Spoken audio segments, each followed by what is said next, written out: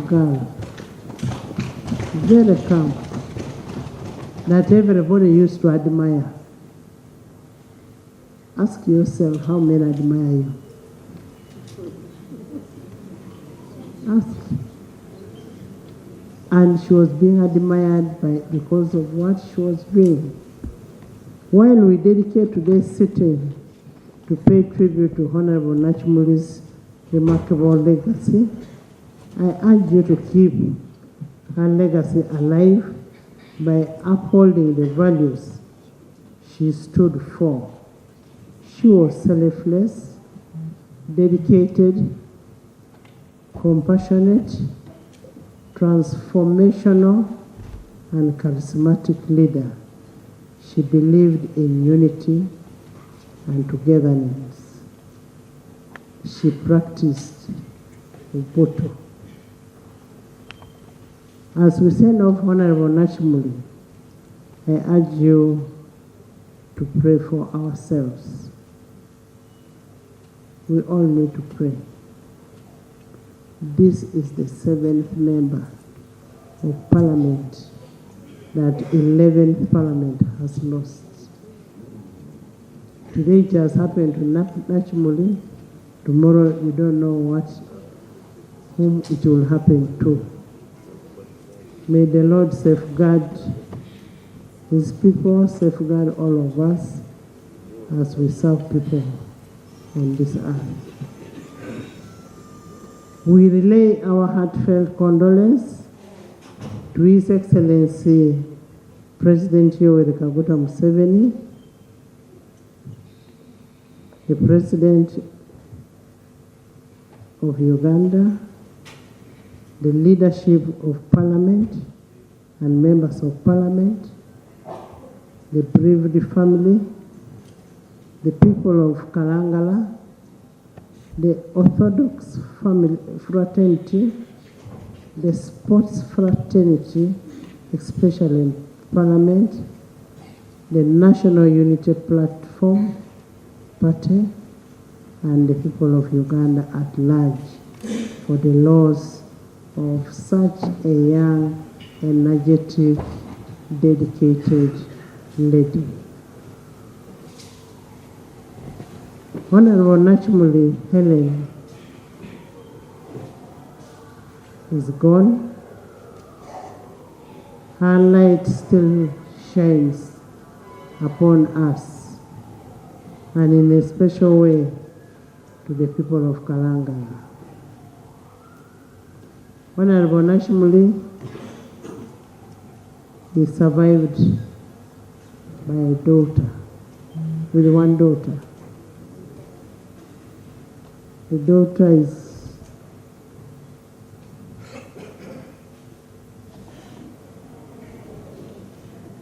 Melanin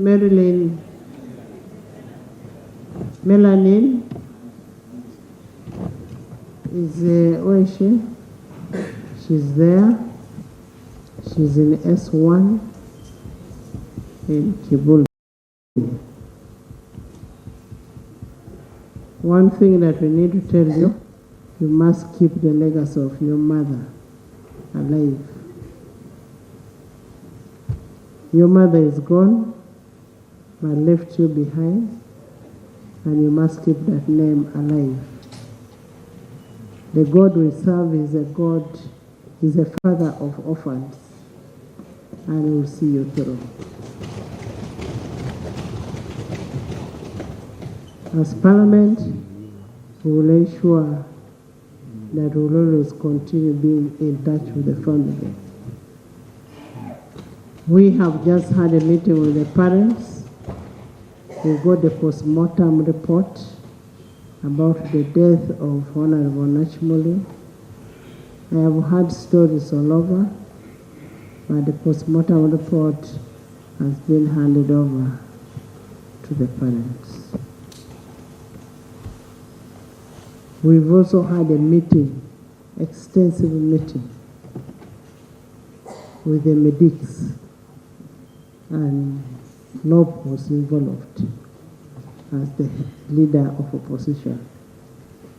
So all the information is there. And I want to request members, as we pay tribute, let's pay tribute with dignity. Let's not bring politics, because that is not Nakimuli. Let's not bring politics.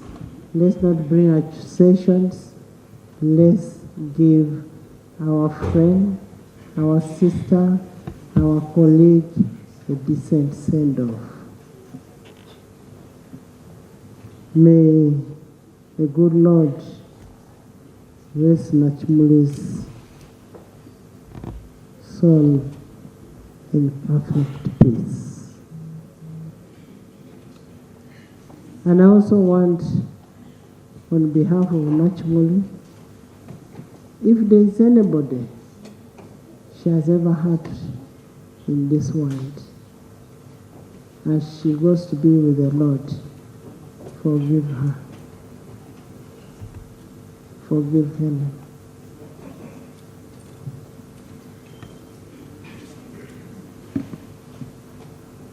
I want to recognize the presence of the Vice President. Thank you so much for coming.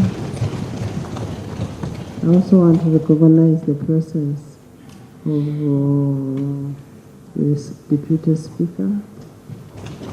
Thank you. The presence of Honorable Majegere, the Prime Minister. Most welcome. I also have condolence messages.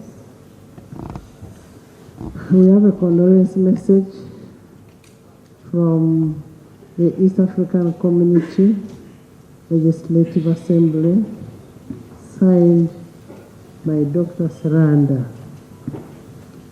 Signed by Dr. Saranda, and who will pass on the letter.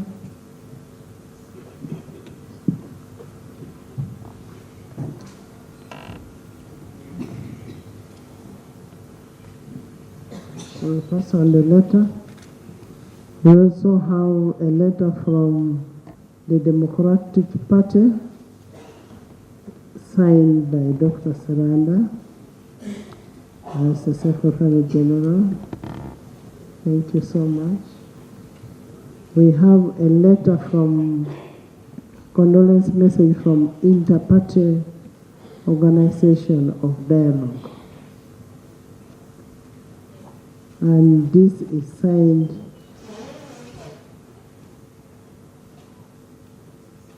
still by Dr. Saranda.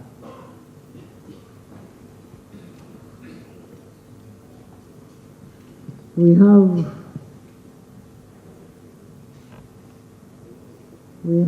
a message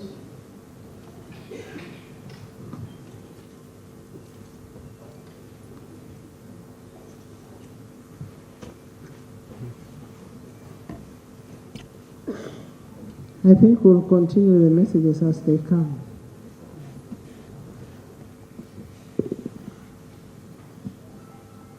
Honorable members, may we please rise up as the casket is transferred from the central lobby.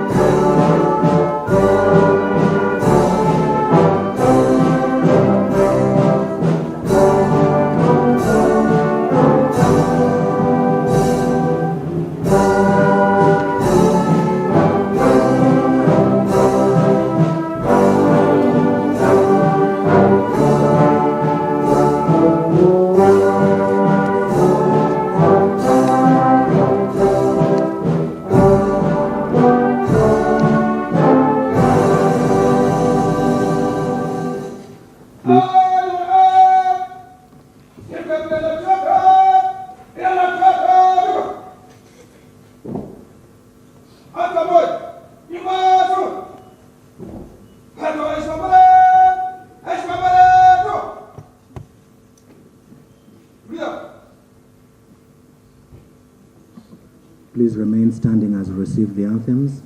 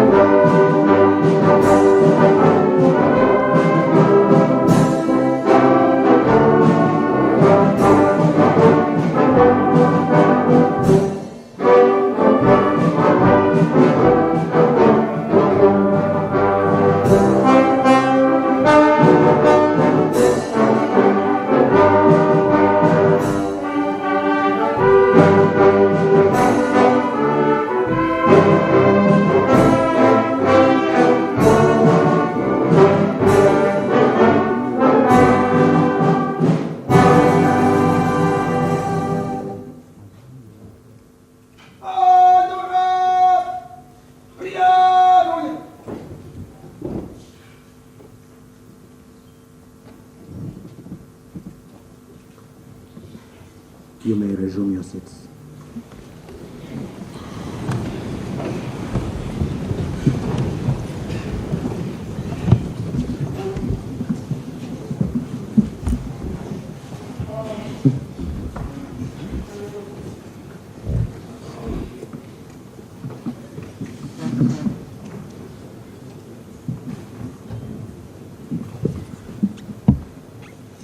Item 4 on the order paper, laying of wreaths, and we'll begin with the Right Honorable Speaker.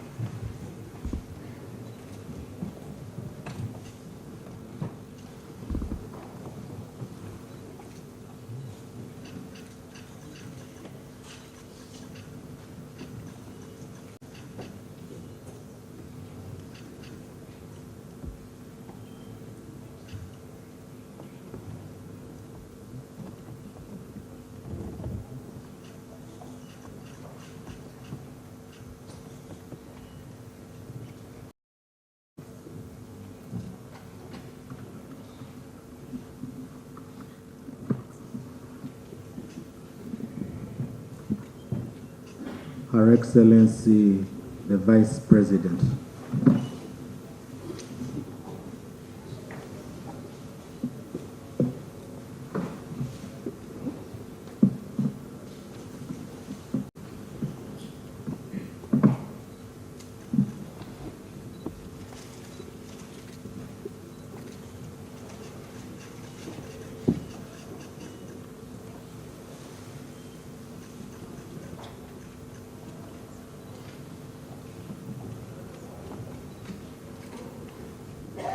The Right Honorable Prime Minister, Leader of Government Business.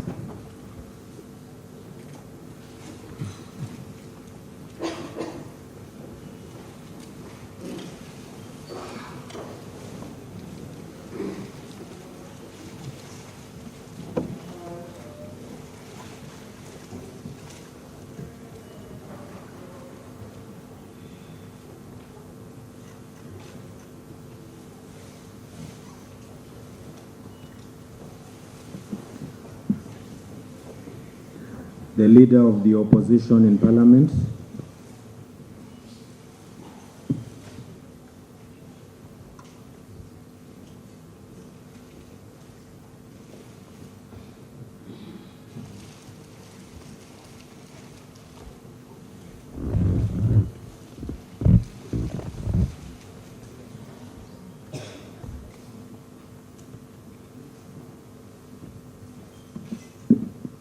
The Government Chief Whip.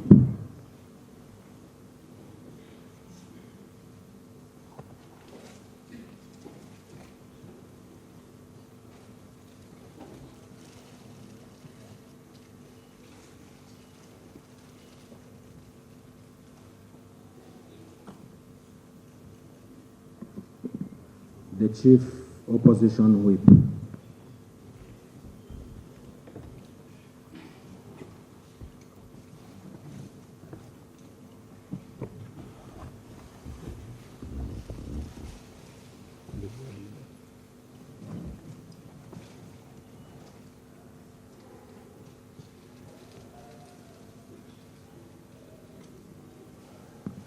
The Parliamentary Commission.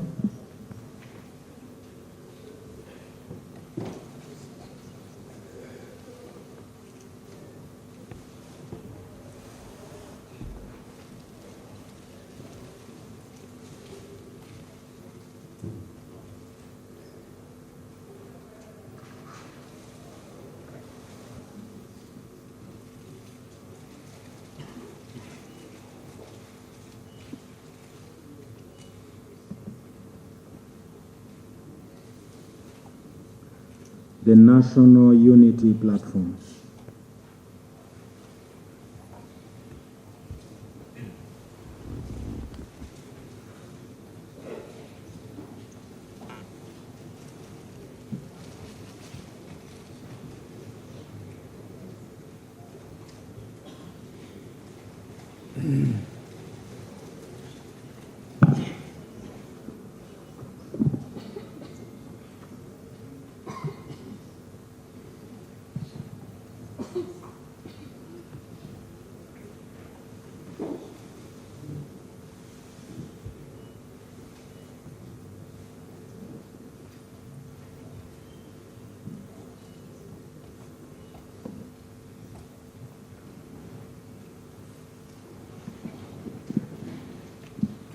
The Forum for Democratic Change Whip.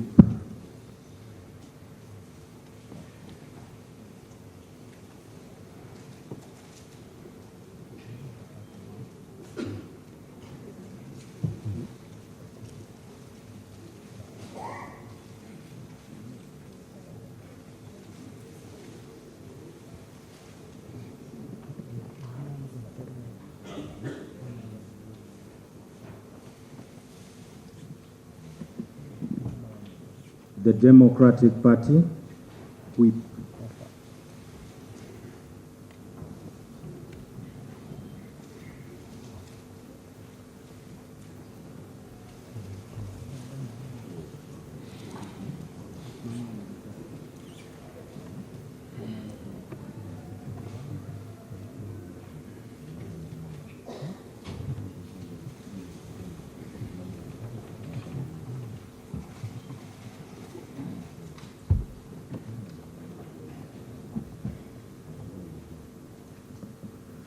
The Uganda People's Congress Whip.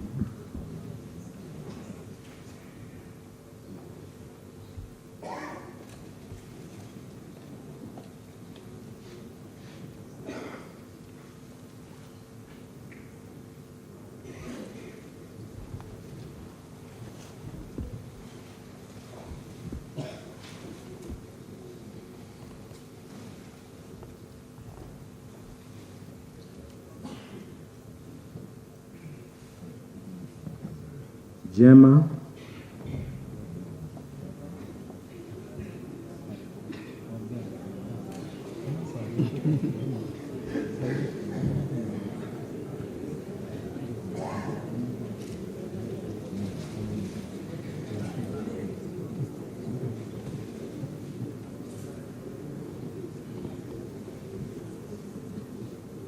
the People's Progressive Party,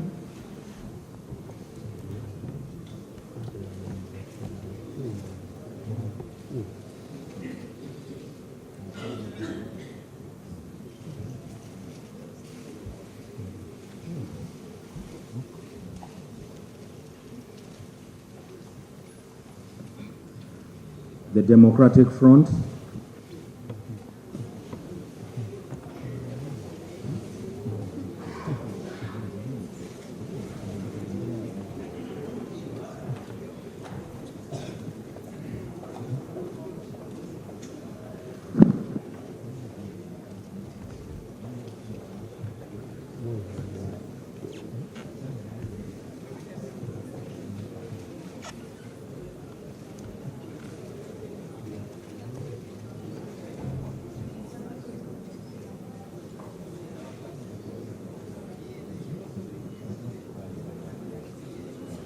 People's Front for Freedom,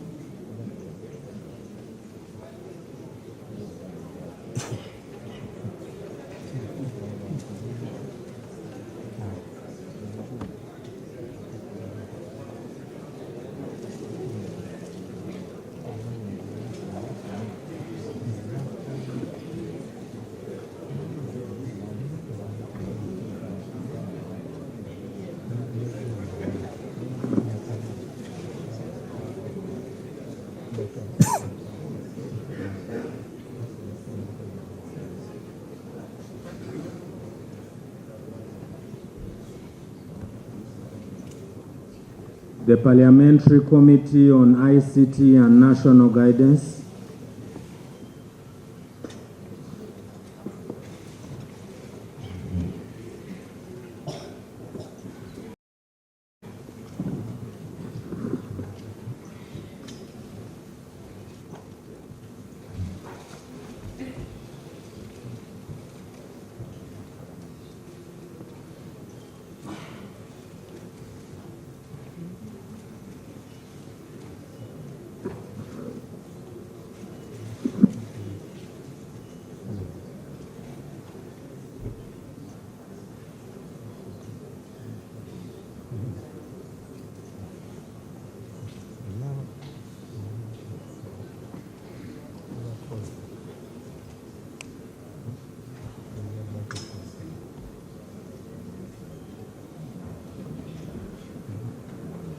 the National Unity Platform Parliamentary Women's League,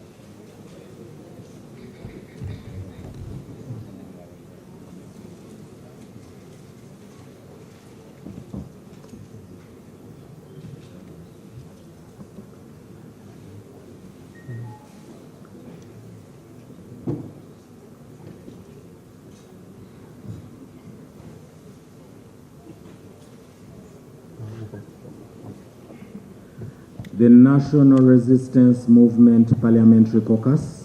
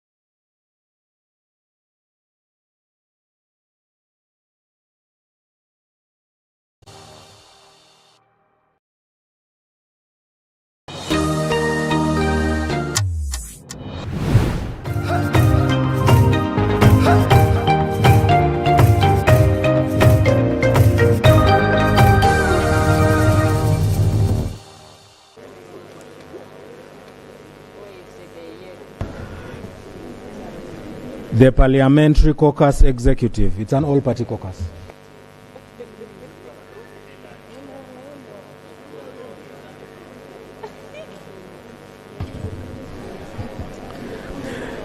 The Parliamentary Netball Team.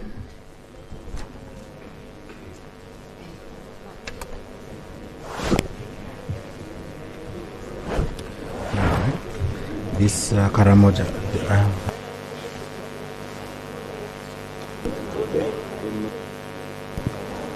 I sent you someone to send me 150.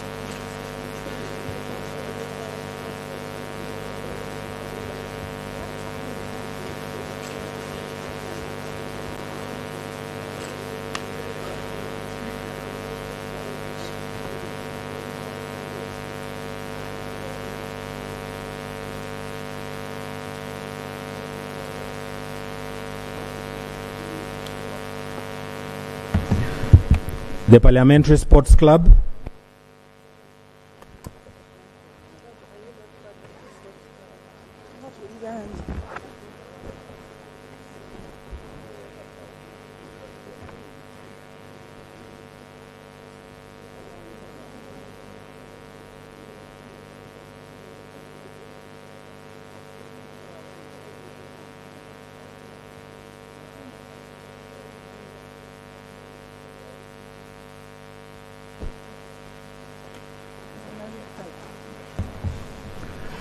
The Parliamentary Volleyball Team.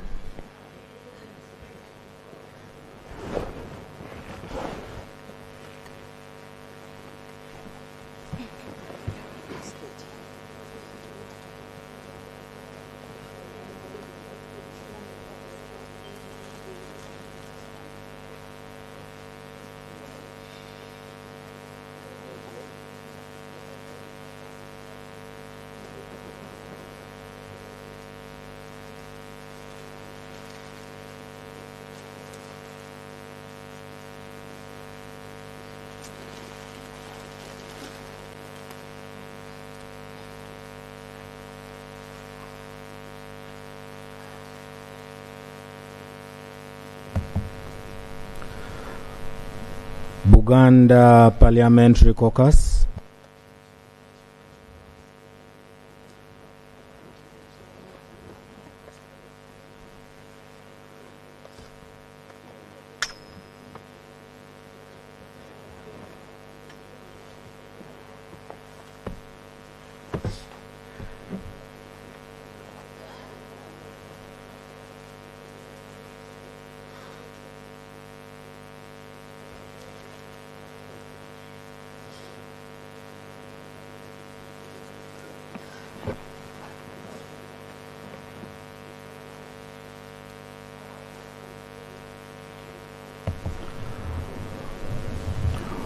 Busoga Parliamentary Caucus.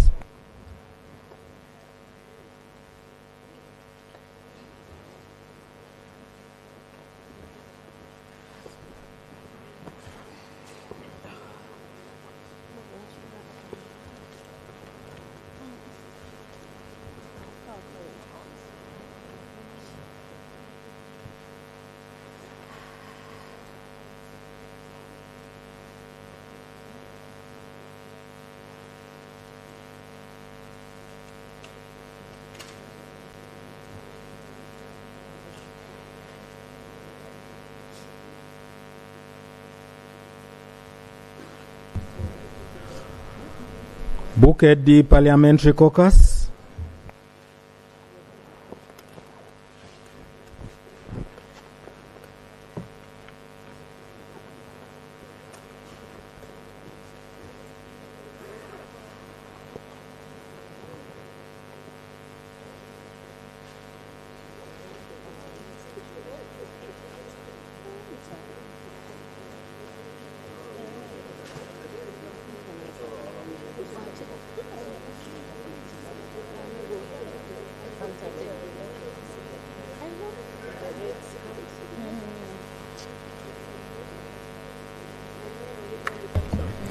Teso Parliamentary Group.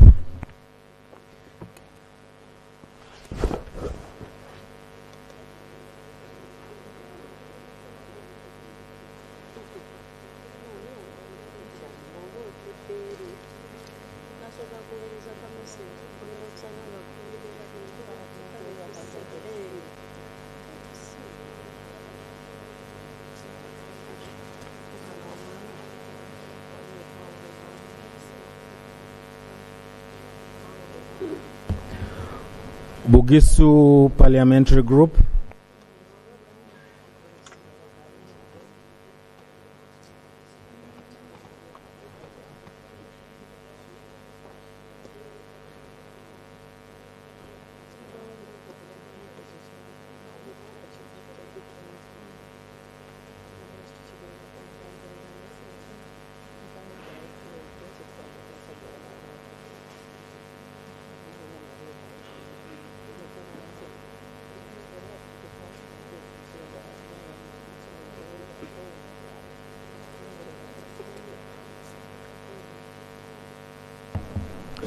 West Nile Parliamentary Group.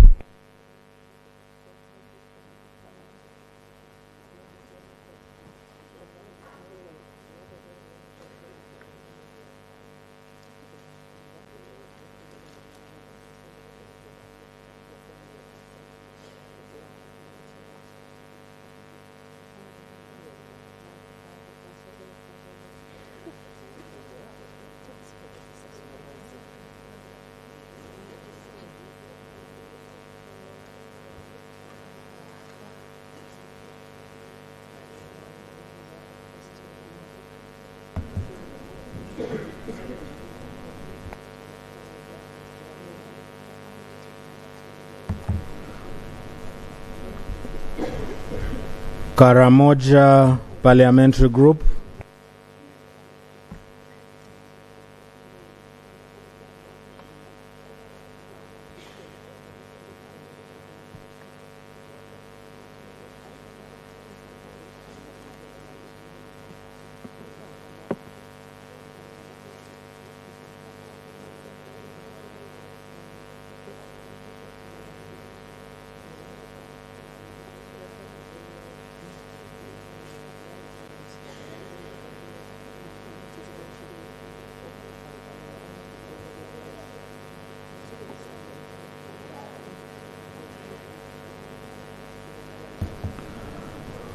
Bunyoro Parliamentary Group.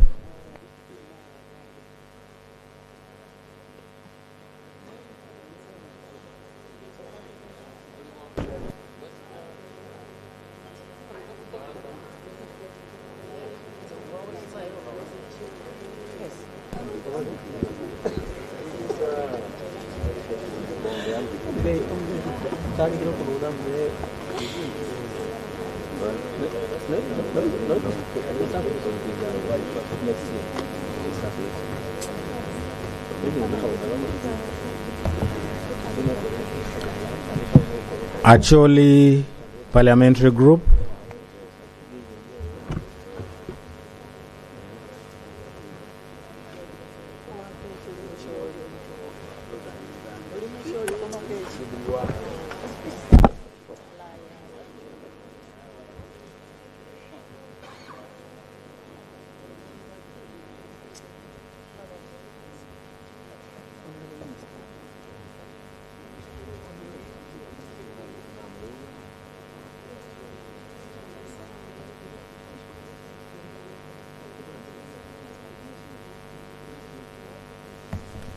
Chigezi Parliamentary Group.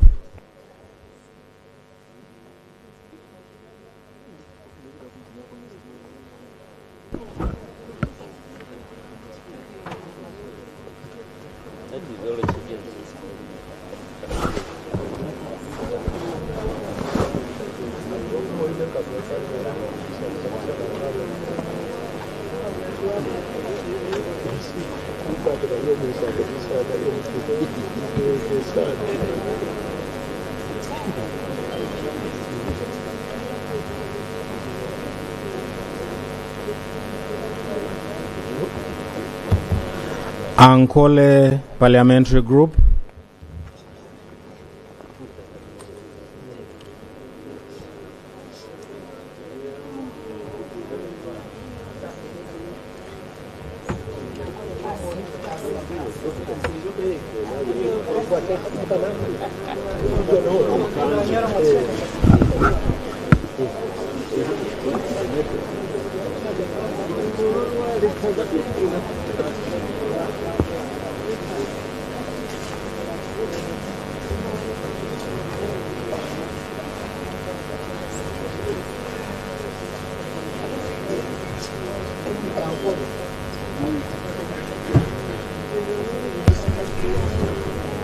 Lango Parliamentary Group.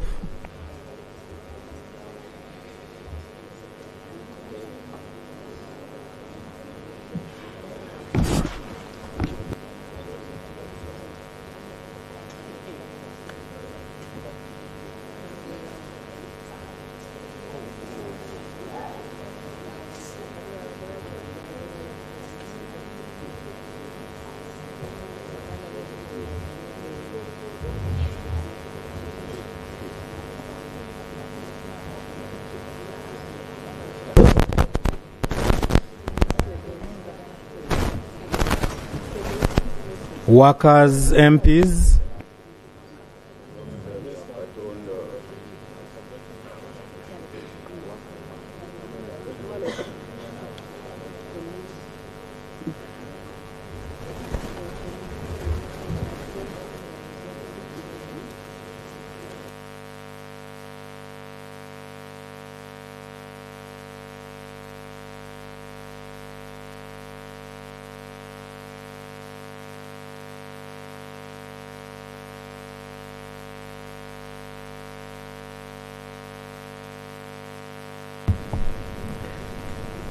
UPDF MPs.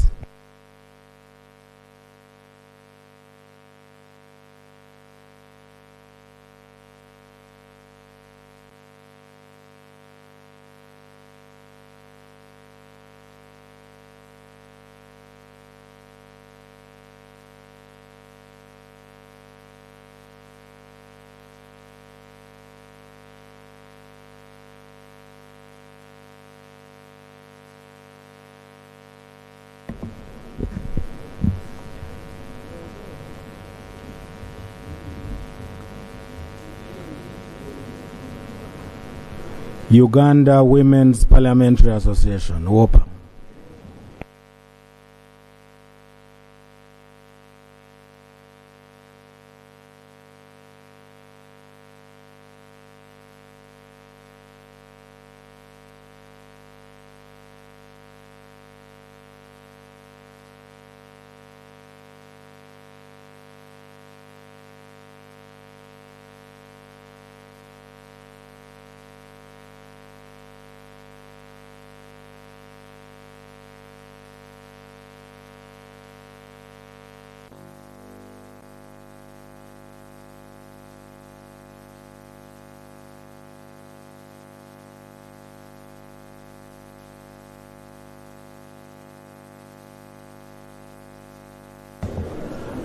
The Parliamentary Circle.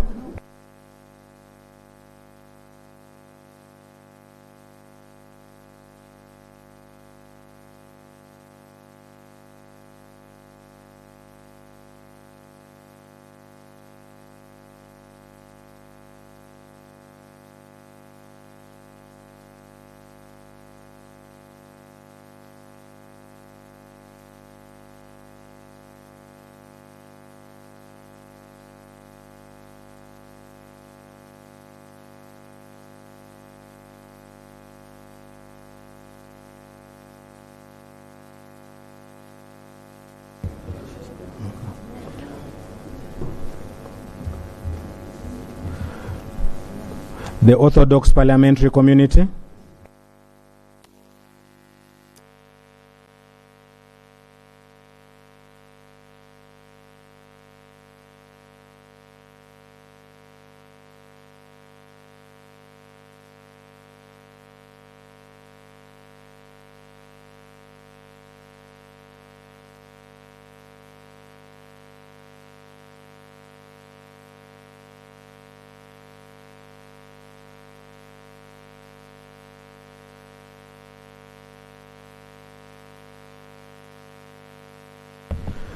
The Parliamentary Committee on ICT and National Guidance. The Parliamentary Committee on Health.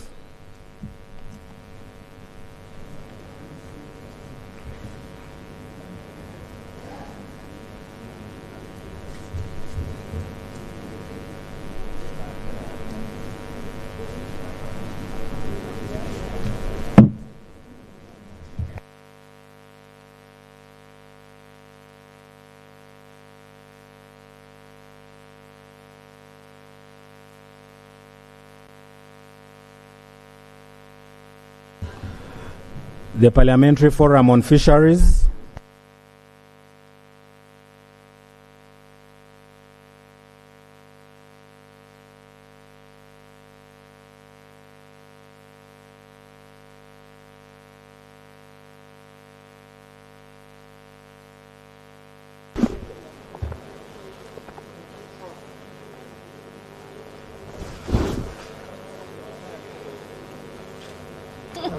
No, who kicked them?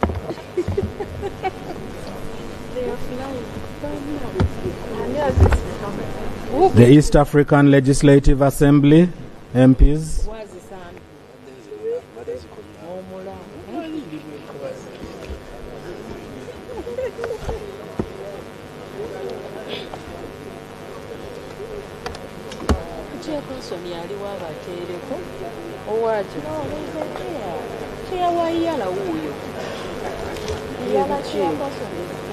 Ameru is what now? Ameru. Ameru. Bano babade.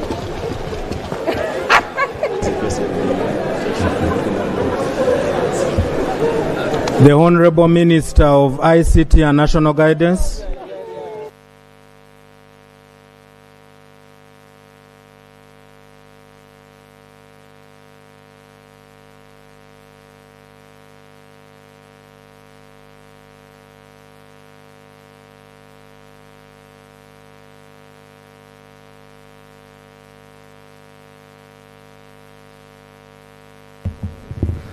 Honorable Derek Orone.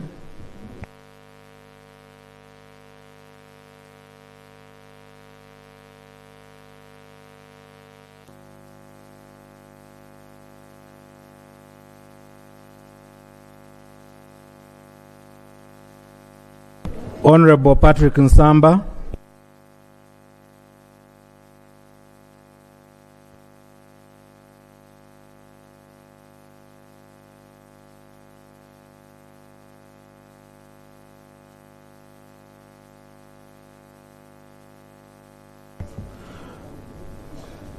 The parliamentary basketball team will be next.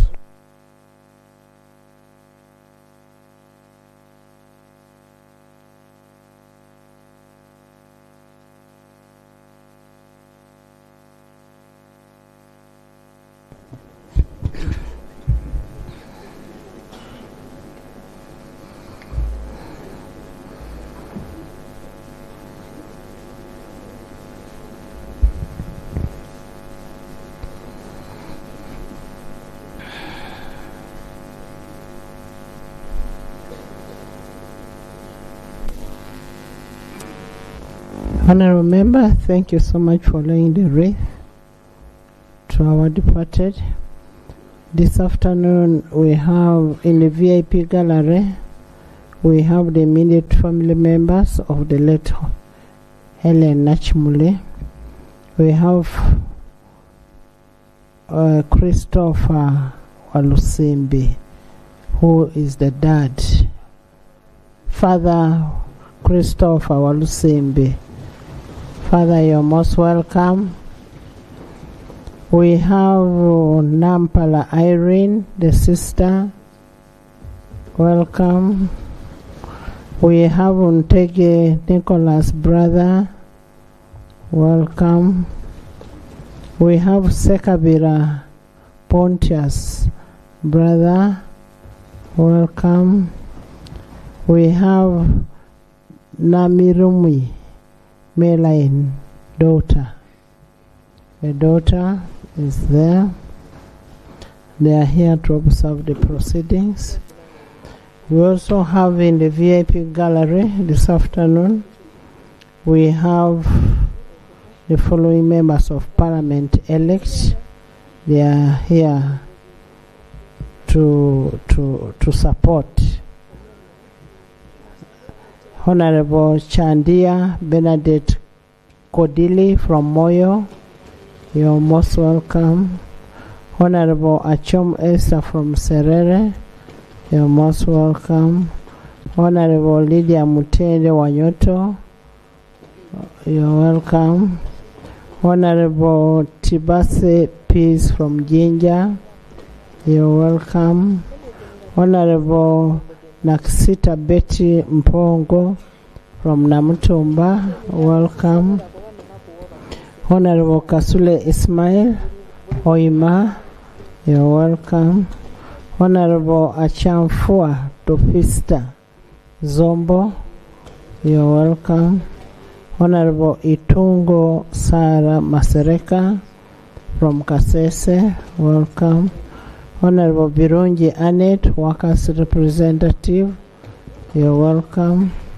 Honorable Nabatansi Harriet Bwamba, welcome. Bwamba County. Honorable Atuhaire Arthur Kazora from Rohinda, you're welcome. Honorable Katoko Sylvia Damba from Kiboko, most welcome. Honorable Katusime Adrian from Shema, you're welcome. They are here to witness the proceedings of today when we are paying tribute. We also have the members of EALA. We have Honorable Siranda Blacks, and we have Honorable Veronica Kadogo, who will continue introducing you as we receive. I also want to, we have members from the NUP in the VIP gallery. We have Dr. Lina, Acting Party President. We have Joel Jackley Tumushabe, Deputy Party President. We have Davis Louis Lubongoya. We have Katana Benjamin. We have Sarah Muonge. We have Buembo Habib. We have Nabatans Farida. We have Rover Alex. We have Nalkwago Judith. They are here to follow the proceedings. And then in the public gallery this afternoon we have members of Uganda Volleyball Federation led by the Federation President Sadiq Naziu. And then we have in the delegation there are many. And then we have students from Kibuli Secondary School, where the girl is studying. You're most welcome. Thank you so much for coming.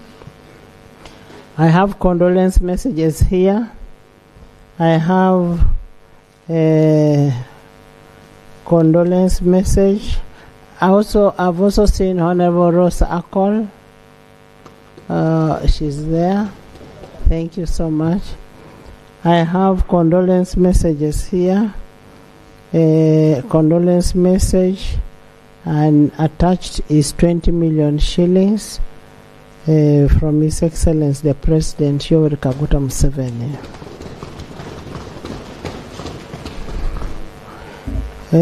We have a contribution of 10 million shillings from Uganda Parliamentary Caucus.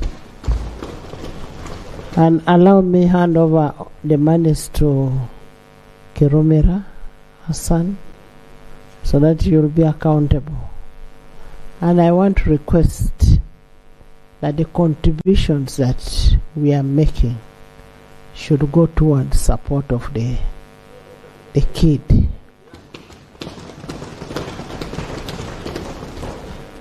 The Parliament of Uganda takes responsibility of all the burial expenses, all, and I'm saying all. I have a contribution from Annette Among, AAA, 10 million.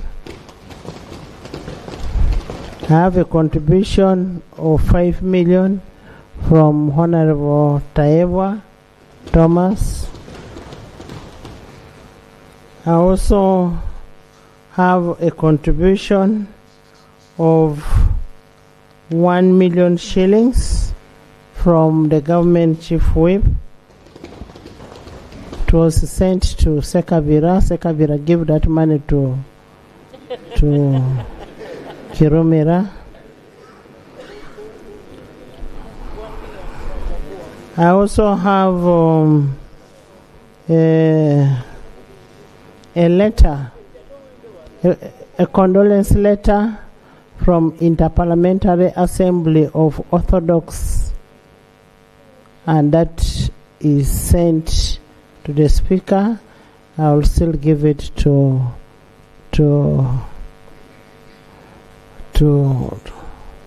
Kirumira. Then we have a condolence message from Kibuli Secondary School. Allow me to read this one. It is addressed to the Speaker of Parliament of Uganda. The reference is Namirumi Melanine Sobi, Senior 1. We express our heartfelt condolence to the Parliament of Uganda for the loss of the Member of Parliament and a mother to our students, Melanine Sobi, Senior 1, for the loss of her beloved mother, Honorable Helen Nakimuli. Namrumi Melanine Sobi is a student in our school in Senior 1. School name, Kibuli Secondary School, and account number is, they'll put the account number. So they are indirectly saying that here is your kid. I have a condolence message from the parliamentary caucus, parliamentary circle.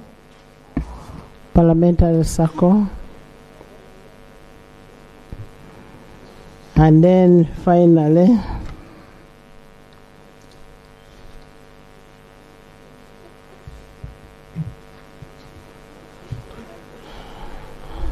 I know we are all friends to Nakimuli, aren't we? We are all friends to Nakimuli. And I want to thank you for being full in this house. And I want to thank you for loving Nakimuli. But Nakimuli has left us with a flower. Nakimuli is not dead. Nakimuli has left a daughter behind. On receipt of that letter, we thought it twice. Me and my family. We decided under our school to pay the school fees up to S4. We have paid fees. Here is the receipt. The money was paid by Kirumira himself up to S4. And that is under Bukedia Comprehensive School, Anita Foundation, and Magugo Foundation.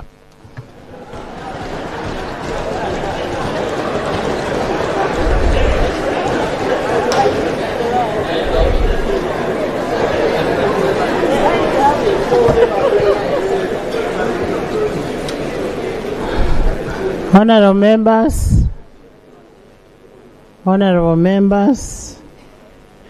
a problem on one of us is a problem on all of us.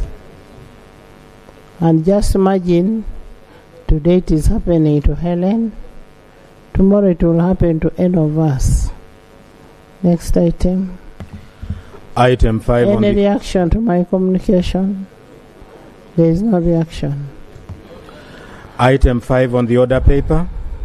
Motion for a resolution of Parliament to pay tribute to the late Honorable Helen Nakimuli, former woman representative, Kalangala District. The Right Honorable Prime Minister will move the motion to pay tribute to the late.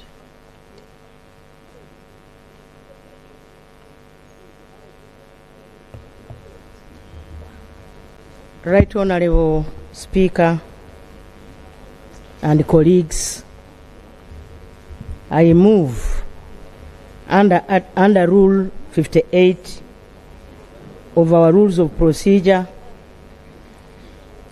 to move a motion for a resolution of Parliament to pay tribute to the late Honorable Helen Nakimuli for her distinguished service to the nation. Right Honorable Speaker and members, whereas Parliament of Uganda received with profound sorrow the sad news of the demise of Honorable Helen Nakimuli, woman member of Parliament for Kalangala District, which occurred on Sunday, 19th April 2026. And whereas Honorable Nakimuli served the people of Kalangala District and the nation as woman member of Parliament from 2021 until her demise, and in that capacity discharged her duties with commitment and diligence while steadily championing the interests of her constituents. Aware that Honorable Nakimuli diligently served the people of Uganda in different capacities, including as a community development officer of Kalangala District local government from 2013 to 2020, a shadow minister for agriculture, animal industry and fisheries from 2021 to 2023, and a shadow minister for information, communication, technology and anti-corruption 2023 until her demise. That Honorable Speaker and members, further aware that Honorable Nakimuli distinguished herself as a hard-working and a vocal legislator who remained firmly committed to the welfare of island communities and consistently drew the attention of Parliament and government to the peculiar social service challenges affecting the people of Kalangala District, she relentlessly advocated for improved transport infrastructure, especially improved ferry services, quality education, and health care access for the people of Kalangala District, which comprises of 84 islands. Recognizing that Honorable Nakimuli was a humble, cheerful, and compassionate leader and an ardent advocate for social justice, women empowerment, girls' education, improved livelihoods, and the fight against HIV and AIDS in Uganda, whereupon she served as a president of community-based approaches to HIV/AIDS volleyball club. Further recognizing that Honorable Nakimuli was widely known among her constituents as Mama Kalangala, a testament to her enthusiastic leadership, spirit, and a passion for closeness to the people she represented, her approachable leadership, and her unwavering commitment to the socio-economic transformation of her community, being that she consistently brought to the forefront the particular challenges faced by vulnerable persons living in hard-to-reach island communities, appreciating that Honorable Nakimuli was a passionate sportswoman who was, at the time of her death, the captain of the parliamentary volleyball team. She utilized sports as a platform to promote teamwork, mentorship, discipline, solidarity, and service, both within Parliament and among the communities she served.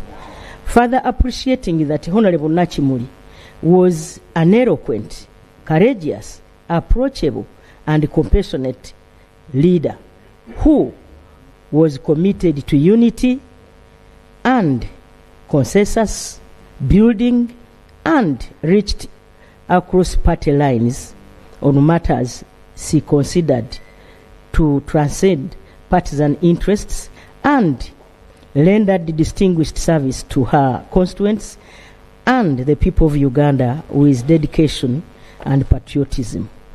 Now, therefore, be it resolved that Parliament collectively conveys its deepest condolences to the bereaved family, relatives, friends, the people of Kalangala, the members of the National Unity Platform, NUP, and the nation as a whole for the loss of a distinguished and exceptional daughter of Uganda.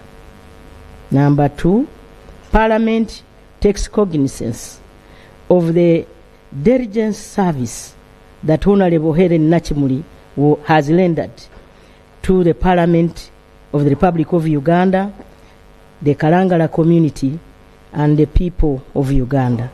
Right Honorable Speaker, I beg to move. Thank you, thank you. Thank you, Honorable Minister. Right Honorable Prime Minister. Seconded by the Vice President, by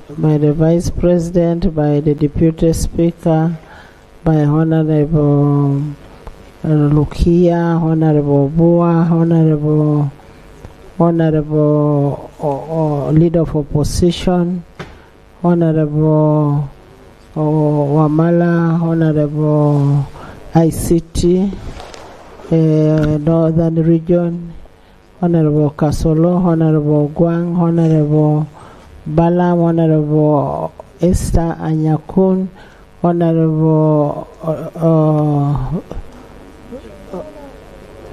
Diana, Honorable Sechkubu. I want it for record, just numbers.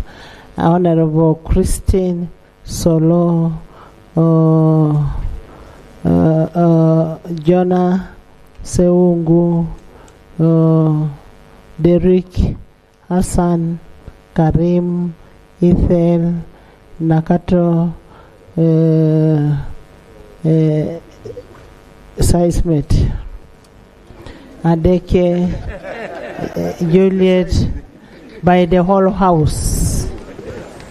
Thank you so much. Madam, would you love to speak to your motion?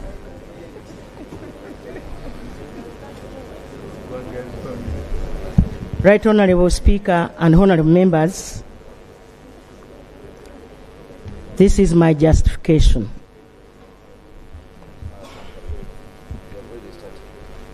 Right Honorable Speaker, we are here today to remember and say farewell to an extraordinary colleague and a friend.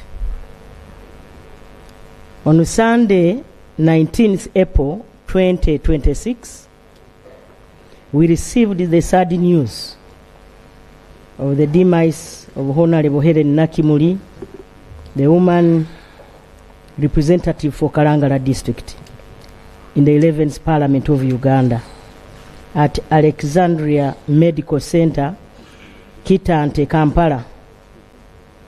Today, we grieve her loss, and we hold in our hearts and prayers her family. Right Honorable Speaker and Honorable Members, the late Honorable Helen Nakimuli was a great parliamentarian. She loved and respected Parliament and was for 5 years one of its finest debaters.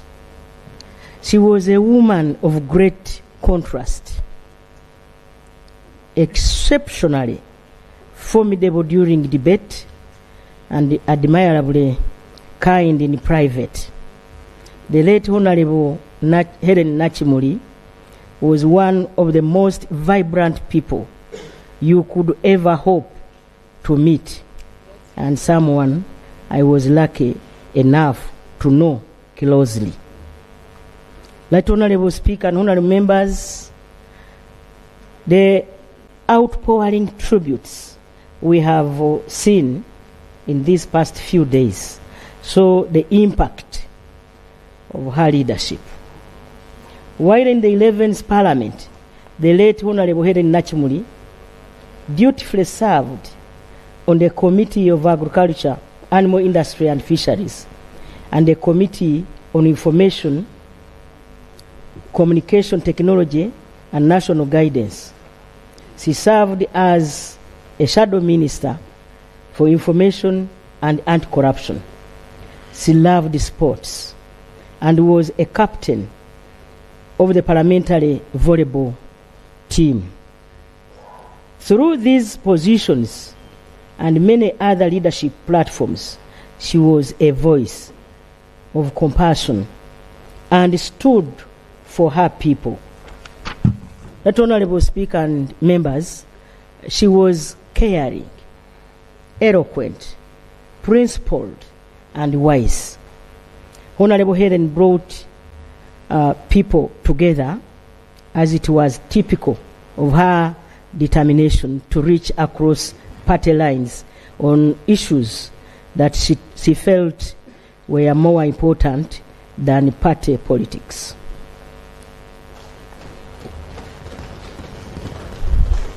Thank you. Above all, she was filled with and fueled by love for the people and saw the best in them. Her enthusiastic spirit helped to give her determination and focus in politics. She was driven every day of her life by her passion for the great causes she believed in, to help uplift people, especially children, women, the poor, and the oppressed.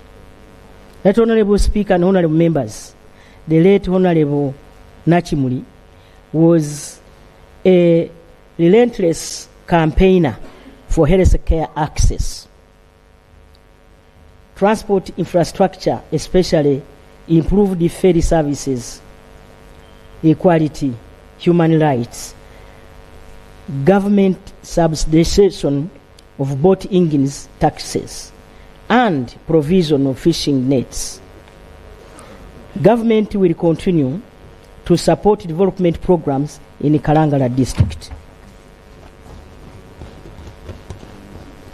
I wish to convey my gratitude to the President of the Republic of Uganda, His Excellency General Yoweri Kaguta Museveni, and also thank you, Right Honorable Speaker, for according this distinguished and gallant citizen of Uganda a special recognition in our honor through the consideration of this motion before the House now. The government of Uganda conveys its deepest condolences to the bereaved family, relatives, friends, the people of Kalangala district, the members of the National Unity Platform, NUP, and the nation as a whole upon the demise of this distinguished daughter of Uganda. May the Almighty God bless and receive the soul of Honorable Helen Nakimuli in eternal peace. Thank you. Thank you. Right Honorable. Before we get a secondment in the VIP gallery, we have Honorable Alaso Alice Ashanut and Honorable Winnie Kiza. They are here to support us in paying the tribute of a lady like them. Thank you for coming. Second, Honorable Lop.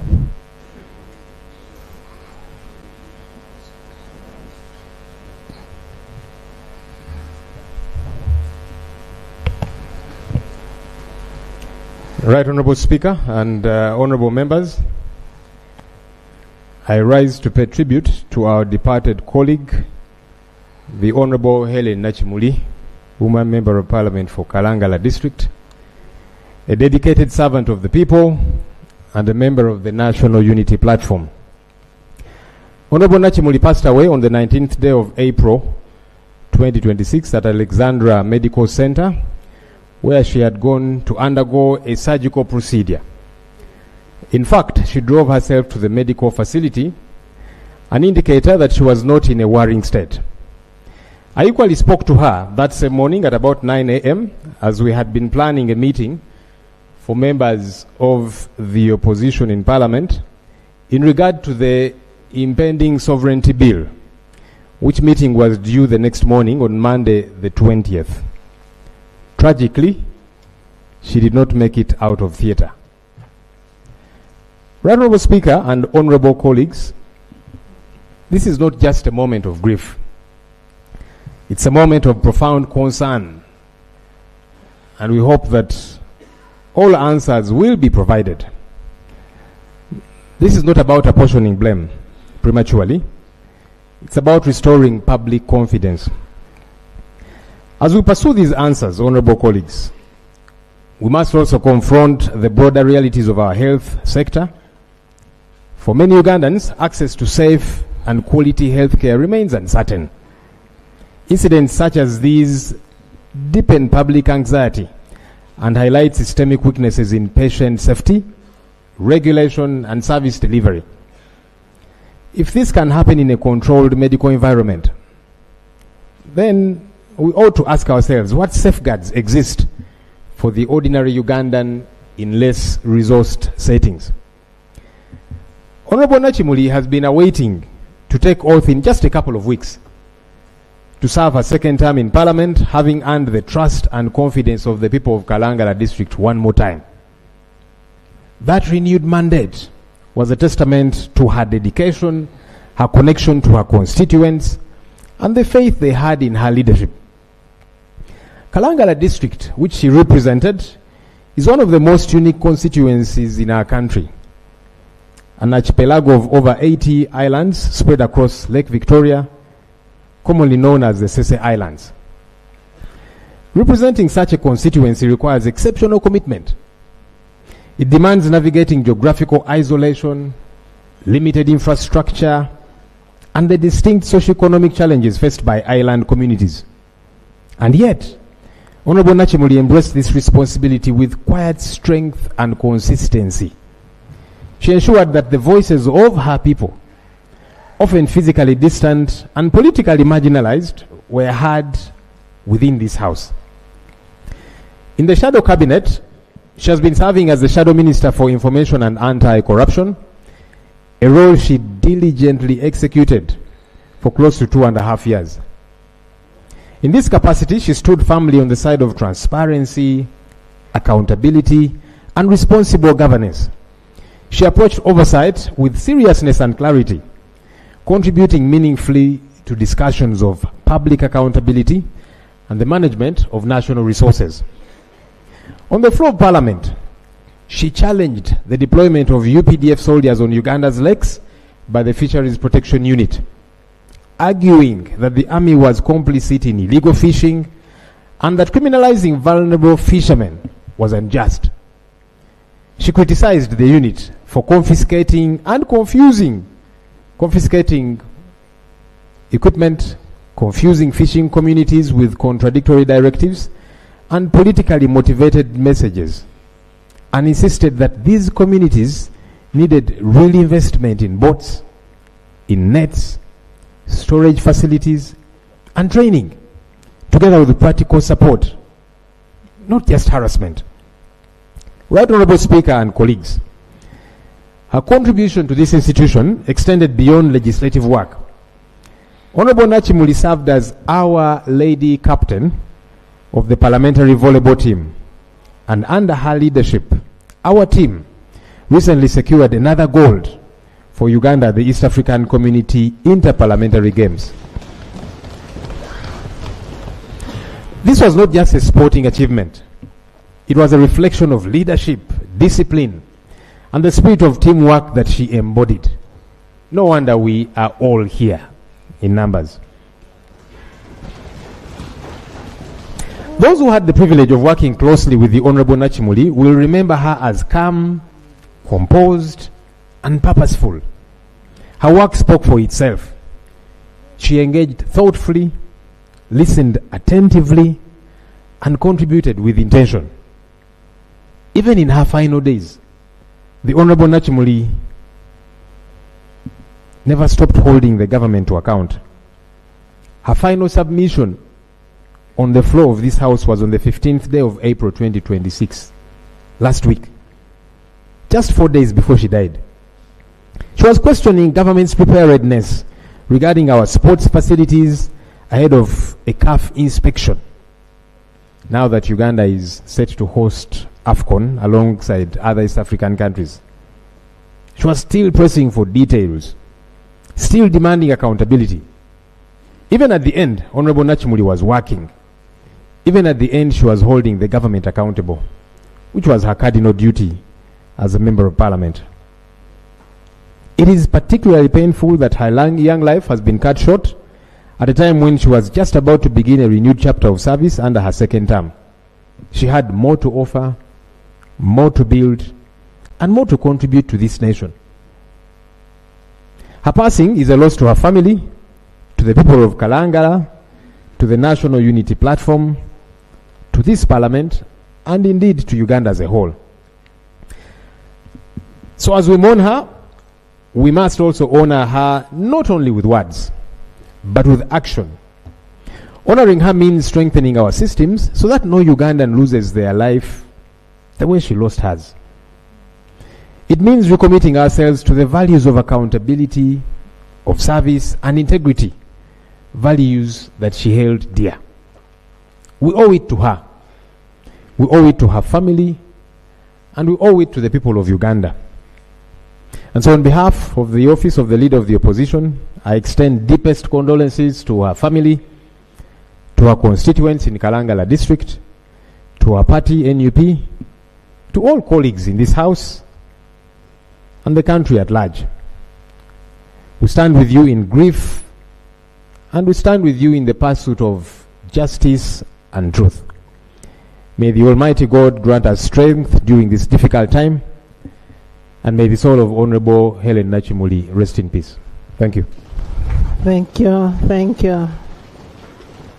Thank you so much. Can we be a little brief so that a number of members speak? Independent. Let's first get from the independent.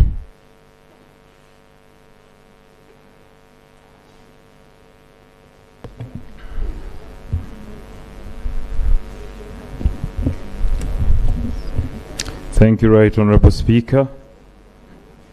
Honorable colleagues, esteemed gentlemen and ladies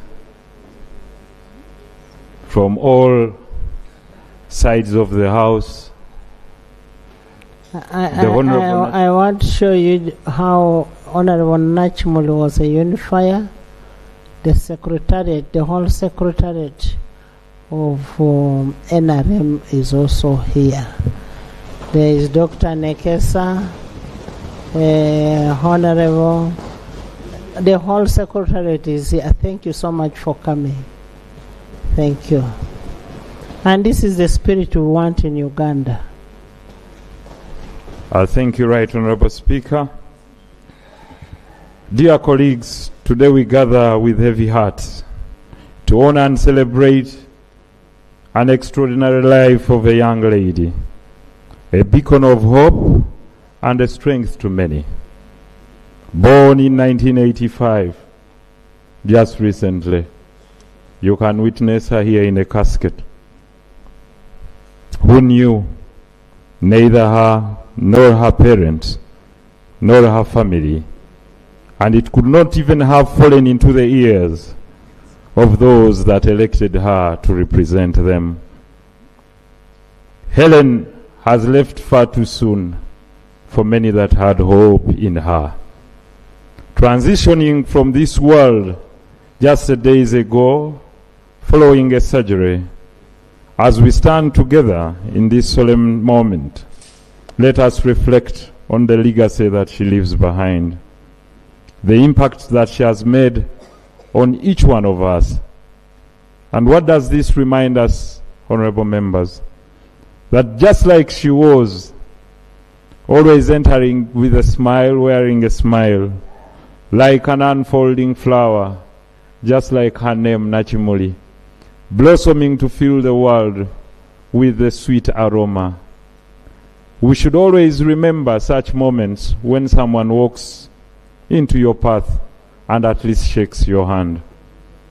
I request that we do it as just a gesture. Turn to your neighbor and say, I really, really would like to say I love you today. Not the real love of love, but I love you in the name of God.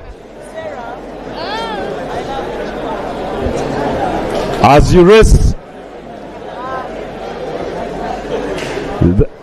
as the members of the NRM, you do? Indeed.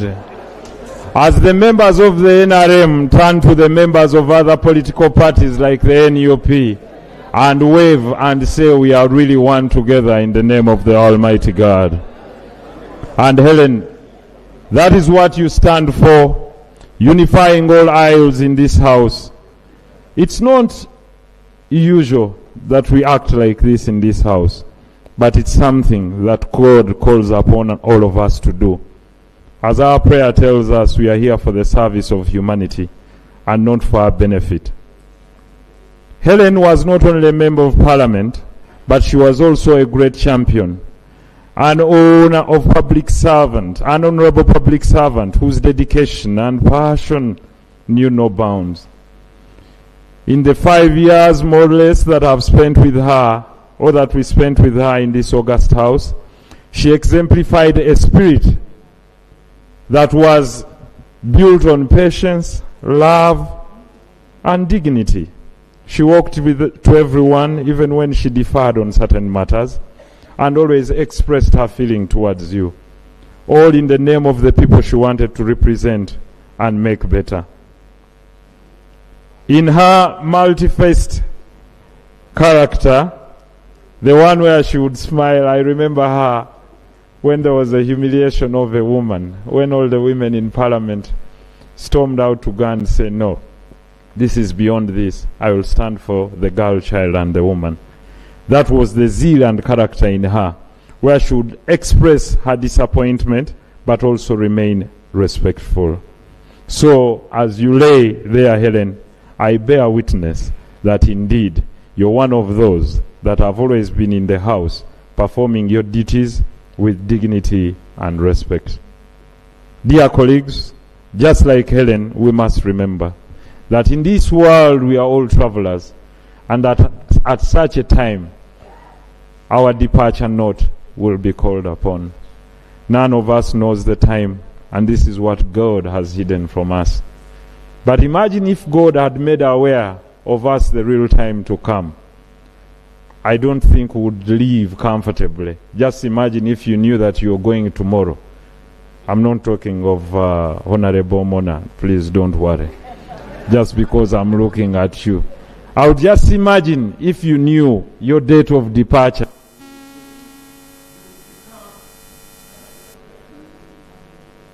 You'll definitely sit down and not be comfortable with everyone.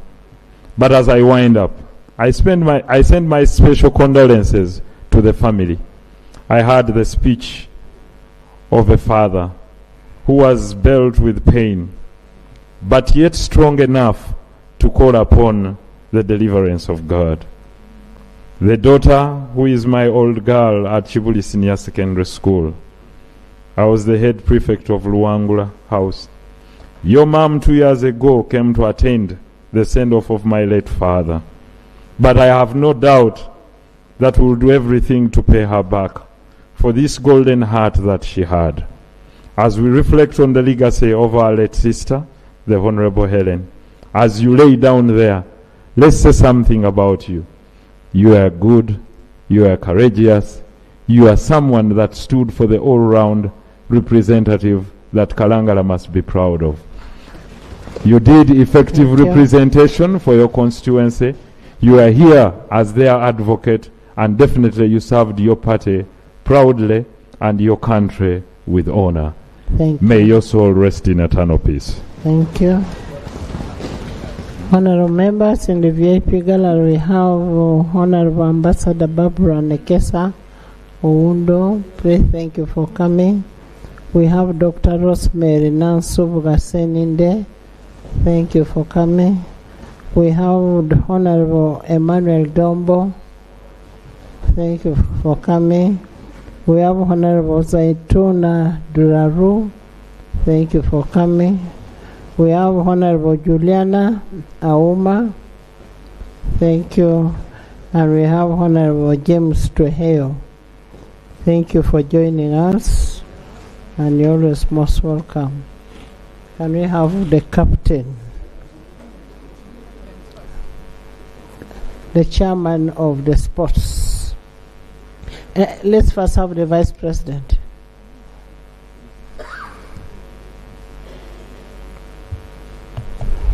Thank you very much, Right Honorable Speaker, for giving me this opportunity. I would like, on behalf of the people of Katakwi District, on behalf of NRM Party, on behalf of government, on behalf of my family, to extend my sincere condolences to the family of the late Honorable Helen Nakimuli. Madam Speaker, the Honorable Helen Nakimuli was a friend to all of us, was indeed a very active member of Parliament, whose actions were very visible in the committee work, very visible in the debates on this floor of Parliament, very visible on the ground. I visited Kalangala once, and she was physically there to receive me. The Honorable Nakimuli was a leader whose objective was the interests of her people. She did not have a lot of time on trivialities. The Honorable Nakimuli would always reach out to any leader, but with the reason of solving problems of her people. It has already been said that Kalangala is a very unique constituency. When I went there, she told me that you have come only to the mainland. But many of us here know that where we are now is the one which is a mainland.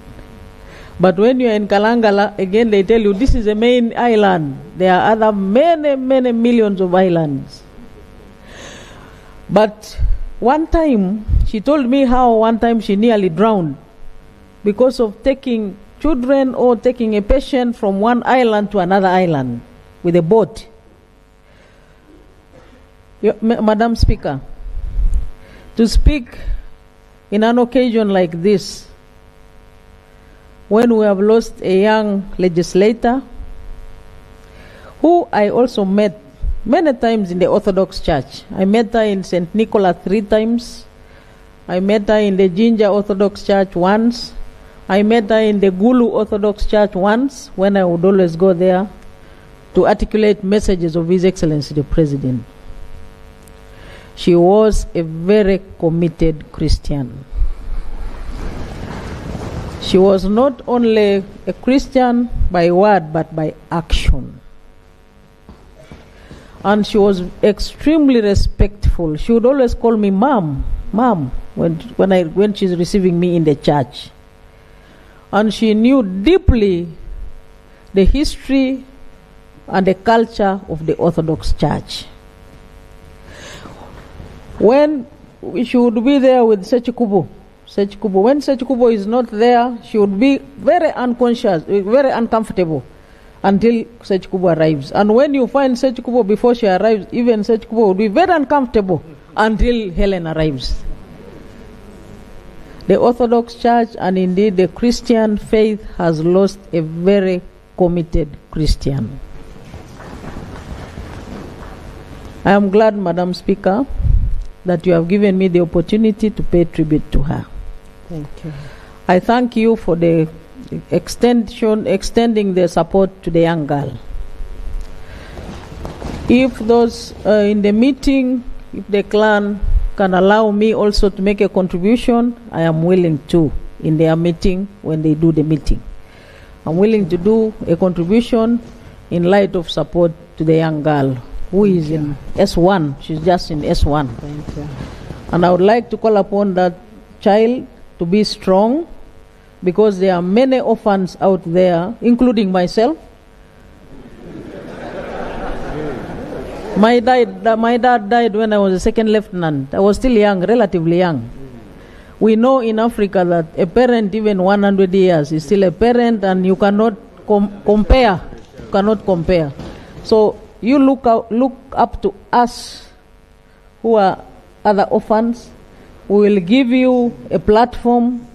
We will give you the guidance that you need, the role modeling. We shall mentor you until the logical conclusion. I thank Madam Speaker for the opportunity. May the soul of the late Nakimuli means flower. I used to joke with her that, which flower are you? Are you a rose? Are you a sunflower? Are you a lily? And she would say, Madam Speaker, that she will unveil the name of her flower at an appropriate time. She has not done it. May her soul rest in eternal peace. Thank you. Thank you, Vice President. Today we unveiled the roses for her. We unveiled the roses for her in memory of her name. The Minister of ICT.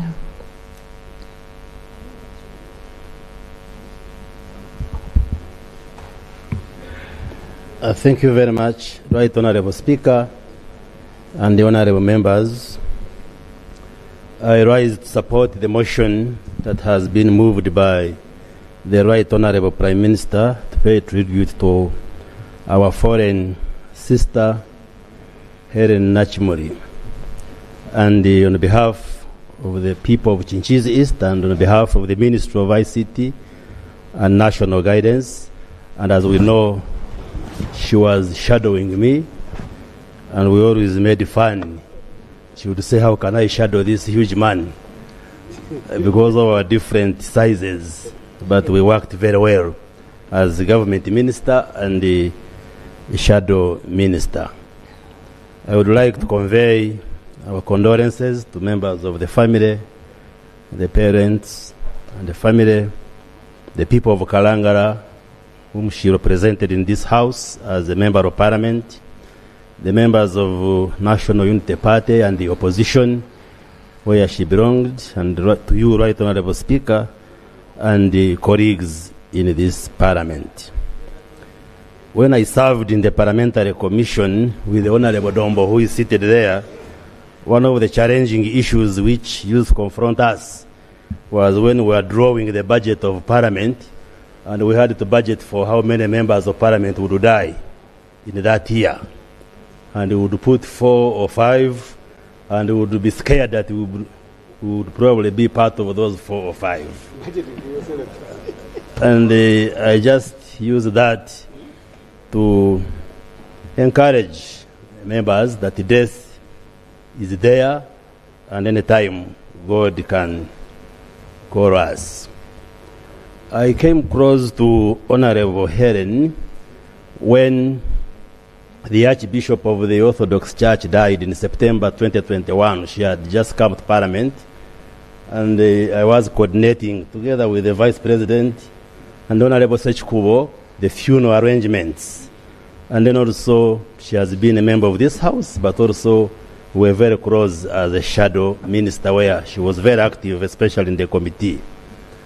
And I could use many descriptions to characterize her, but in the brief, she was, like the Vice President said, a very strong believer in the Orthodox faith, very committed, very social, very intelligent, and respectful, and I could use many attributes.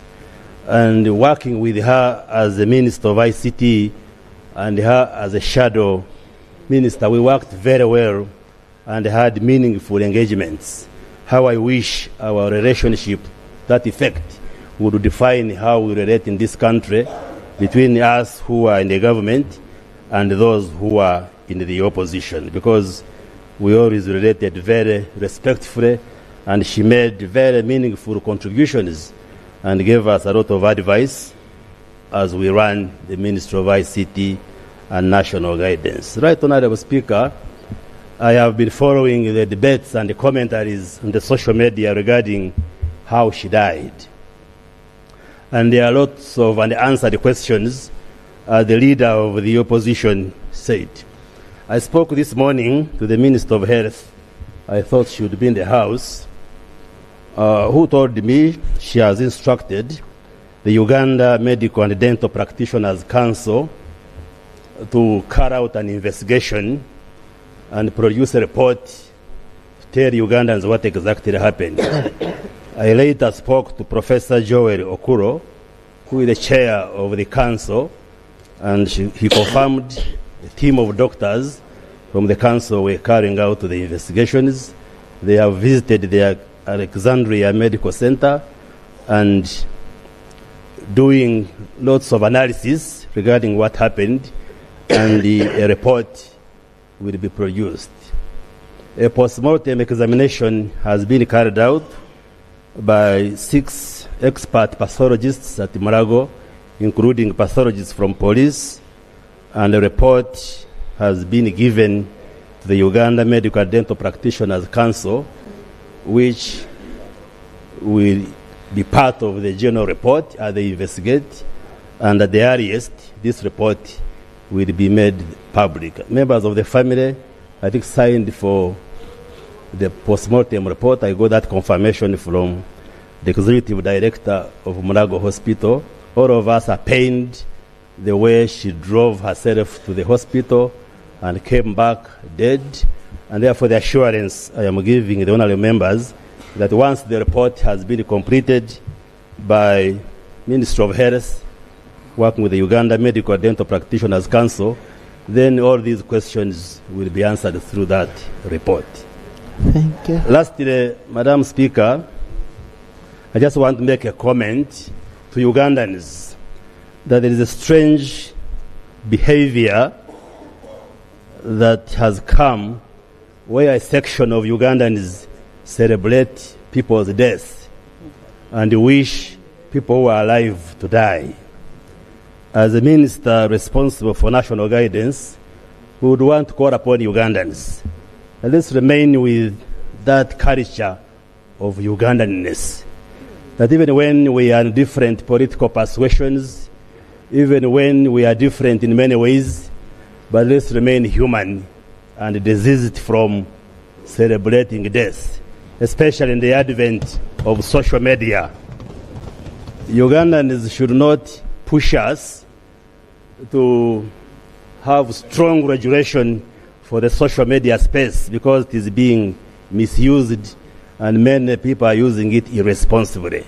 So I just want to sound out to Ugandans that even when we don't agree politically, even when we are different, but let's maintain dignity, let's respect each other, especially in times of death. Let's not wish anybody death. Let's not celebrate any person's death. Thank you very much, Right Honorable Speaker. I pray that the good Lord receives our sister and rests her soul in eternal peace. Thank you. Thank you so much, Honorable Minister. Maybe just for information, Honorable Minister, we have received the report as Parliament. We have had a discussion of the report and we have had a discussion with the person, together with the leader of opposition, with the person who operated Honorable Nakimuli. She did not make it from theatre. It was a private facility, not a government facility. And I want to urge you members, we give you insurance. Please go to government facilities. Please.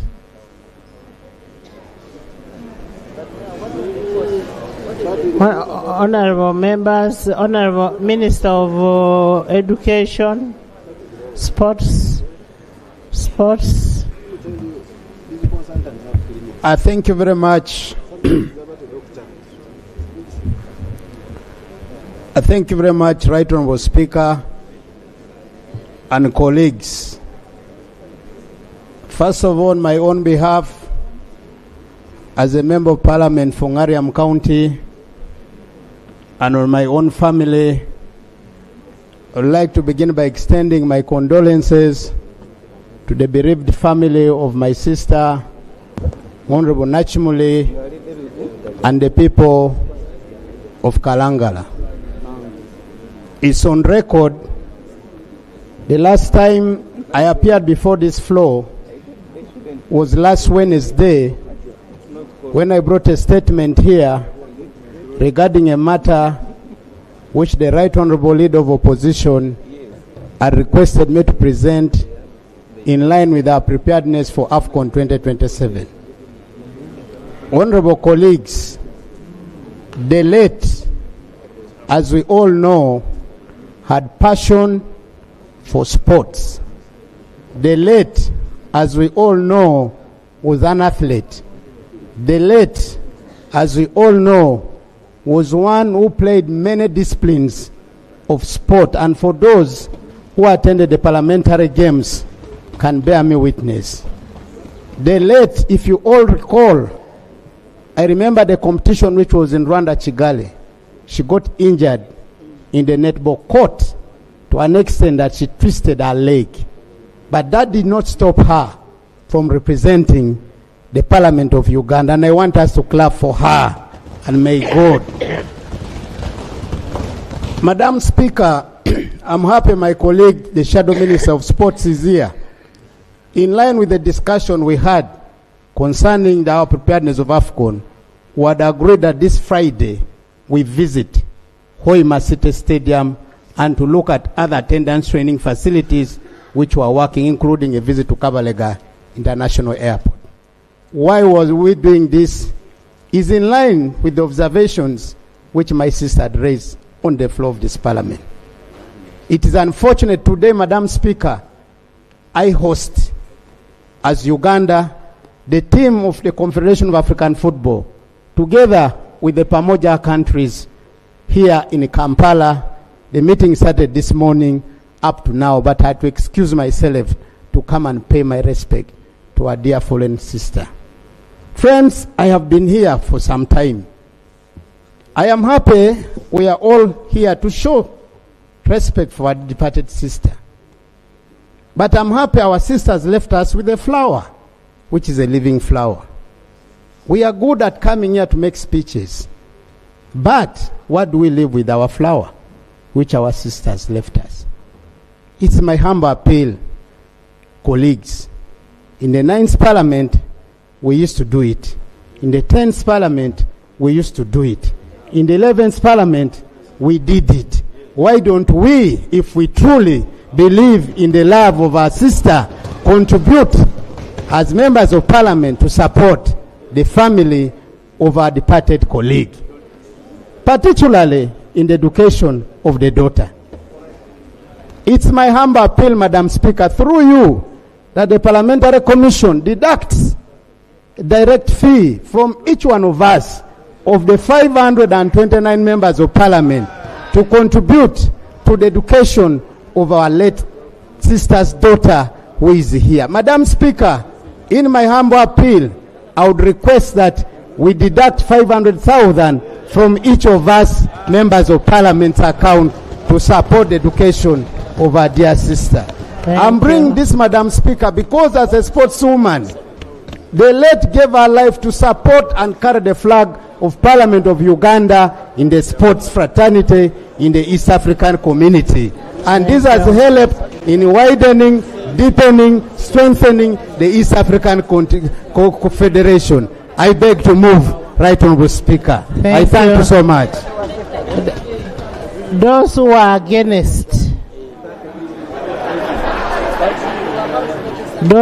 against, please stand.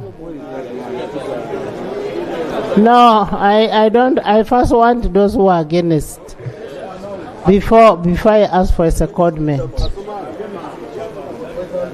Those who are against, you know why I'm saying, honorable members, you know why I'm saying that those who are against should stand.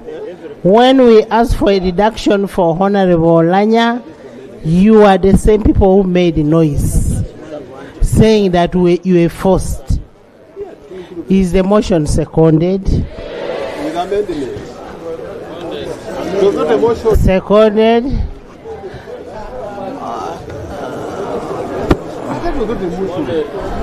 Honorable Bua, Honorable by the whole House. I am putting a question that those in support of the deduction of 500,000 in favor of the education of Honorable late Nakimuli Helen's daughter say aye, to the contrary nay. The ayes have it. Clerk should deduct the 500,000 from the 529 members. Chairman of the sports.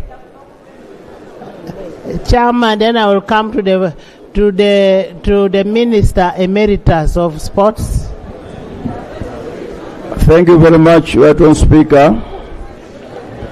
Right Honourable Speaker, I stand to support the motion that has been moved by the Right Honourable Prime Minister, paying tribute to the late Helen Nakimuli.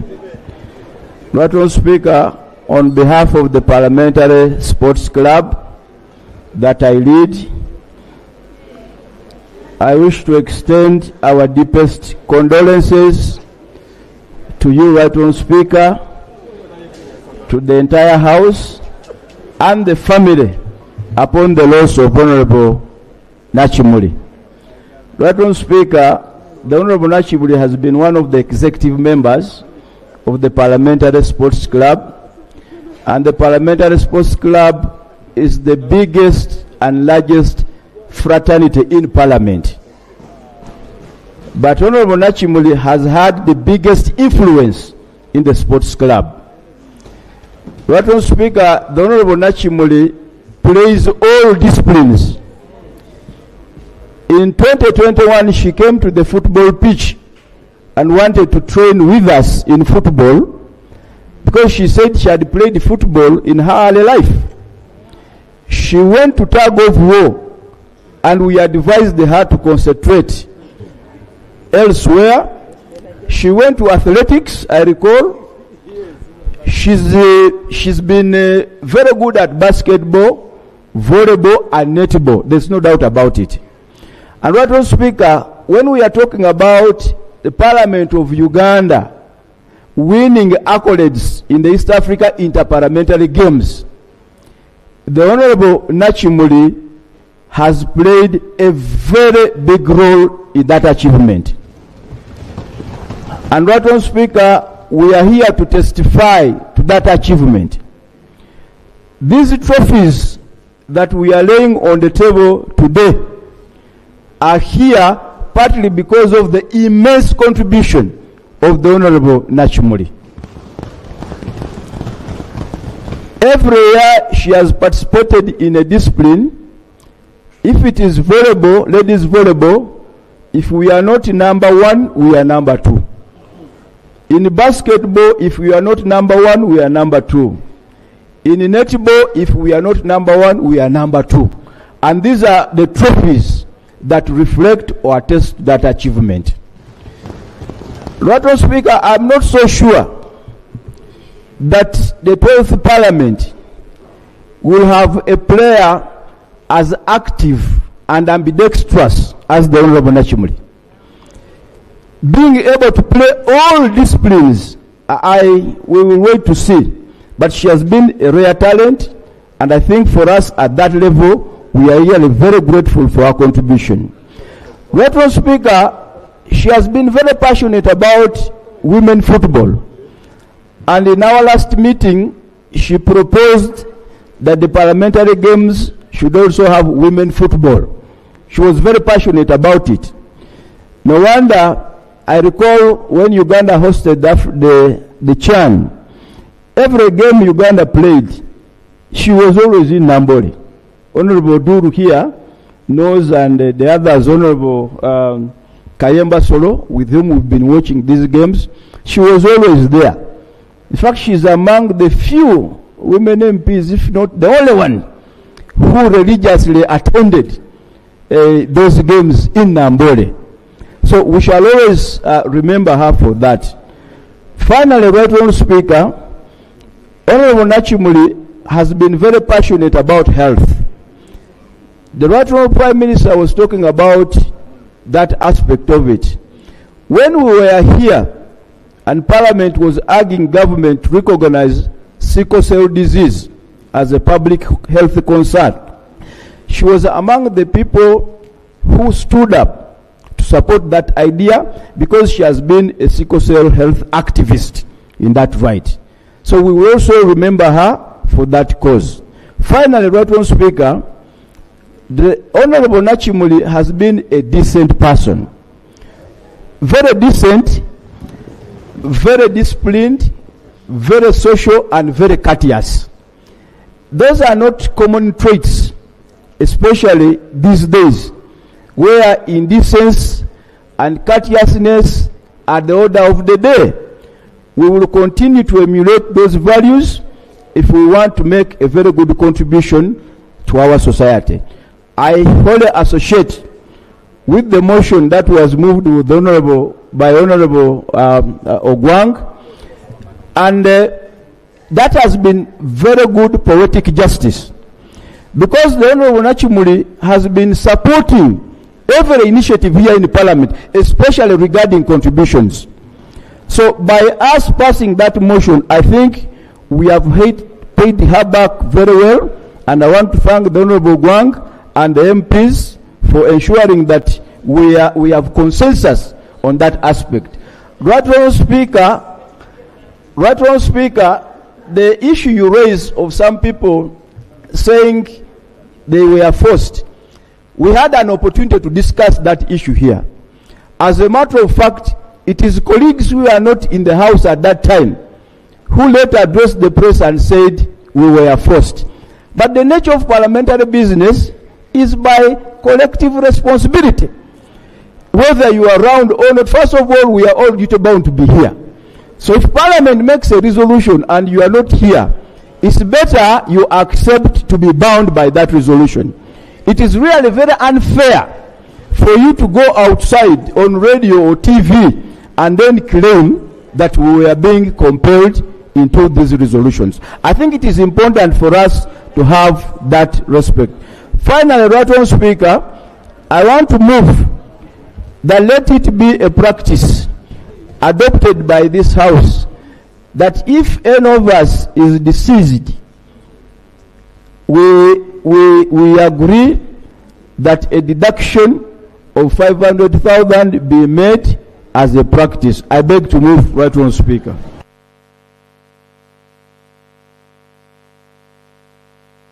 Thank you. Thank you. Honourable members, we cannot pass that because this parliament is not going to be the next parliament. We will have different cultures in different parliaments. Most of us are leaving, and the ones who will come may say that was a decision that you made at your time. So we cannot make a decision for the next parliament. Honourable Bua. Honourable members, let's be a little brief. Thank you so much, Right Honourable Speaker.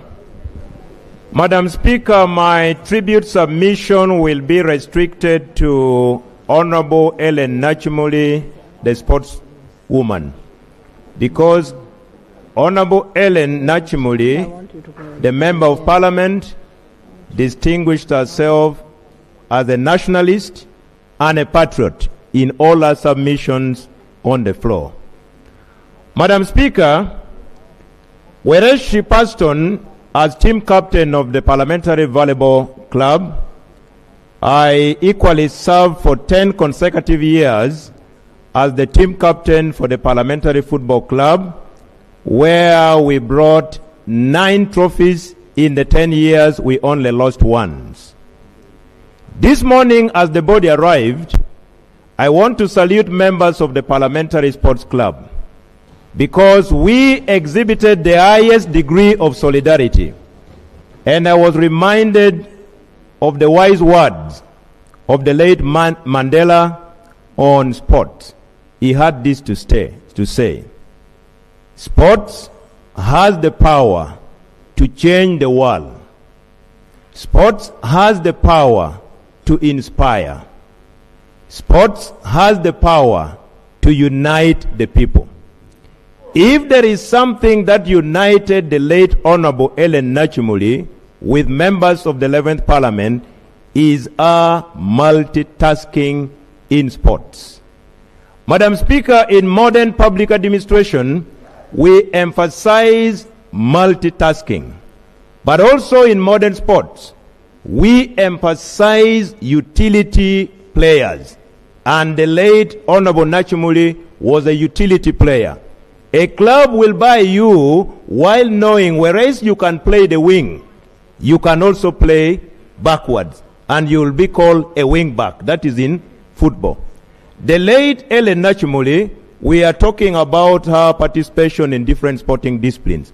But I witnessed in one day, one person playing 3 different sports. In the morning, volleyball. In the afternoon, basketball. In the evening, netball. I want to really pay my last respect to her and describe her in sports as a star performer in all disciplines, as a utility player. I remember at one point, because for me my niche is in football, when the athletics was just introduced, Parliament of Uganda did not have a team for short relays. The coach had to draft myself, Honourable Dongauto, Honourable Ogwang, and Honourable Bagole to go for short relays. When we participated in short relays, the following day we were having a football competition. And the 4 of us were also partly utility in a way. That is the time in the 10 years, Parliament of Uganda the following day lost in football because 4 of us had participated in a discipline that we had never participated in. But you can imagine the late Honourable Nakimuli in one day can play 3 different sporting disciplines. We are talking about getting injured. Even the time the late Honourable Nakimuli got injured, injury was planned by our opponent. That is the fact. It was planned. I know of a country that planned to injure her. And she knew. And it came to pass. That is the person we are paying tribute to. Thank you. Right Honorable Speaker, for me, I feel convicted that much as my brother Honorable Ogwang has moved a motion, let that be the minimum. I may be willing to contribute more than that. May a paper be passed for those who would wish to contribute more than the minimum to sign. I am personally willing to contribute 1 million Uganda shillings towards the education of that young girl. Thank you. If there is a paper that will pass, for those who are contributing, let 500 be the minimum. But for those of us who are willing to go beyond, let that paper pass such that it can be done. Today it's me, tomorrow is someone else. Today is Honorable Nakimuli, tomorrow is another person. It may be Honorable Solo, who is the shadow. Rest in peace, our hero. Thank you. Sechi.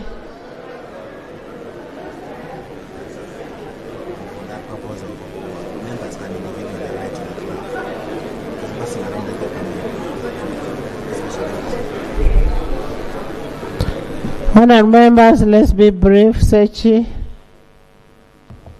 Thank you very much, Right Honourable Speaker. And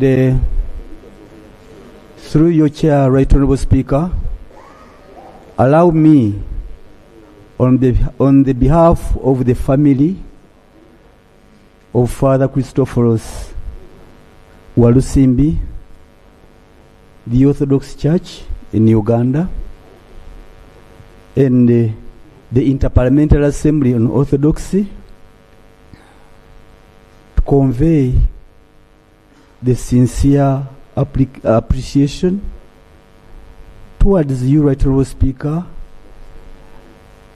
members of Parliament, the Leader of Opposition and the National Unity Platform, government, and all staff and the public there, the voters, the people of Kalangala and Uganda on this tragic moment.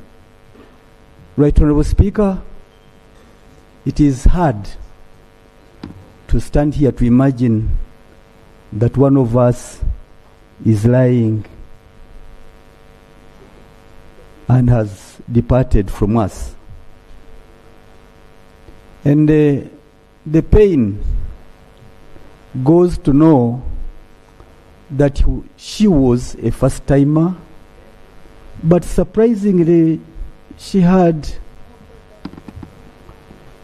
caught up well, she had fallen in, and her immense contribution is well far beyond any imagination. I want to thank her for that. Thank you. Thanks, colleagues who have made it possible. Across the political aisle here, thank you. I want to thank you really, Madam Speaker and the members. I want to thank you. You did not let us down because we are few. We are two. She's gone.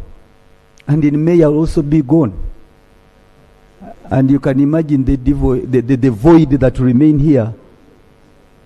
And to imagine that she had won a very bad election in the history of this country. She had scraped through. She had no petition. Nobody had petitioned her. She was waiting, awaiting her swearing in.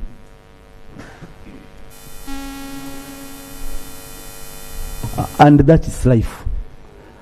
I won't delve into a lot of things, but I was touched by the lead of government business. She spoke so well. She appreciated the character, the steadfastness of she appreciated and took in the steadfastness, the candidness with which Honorable Nakimuli spoke. And I got surprised.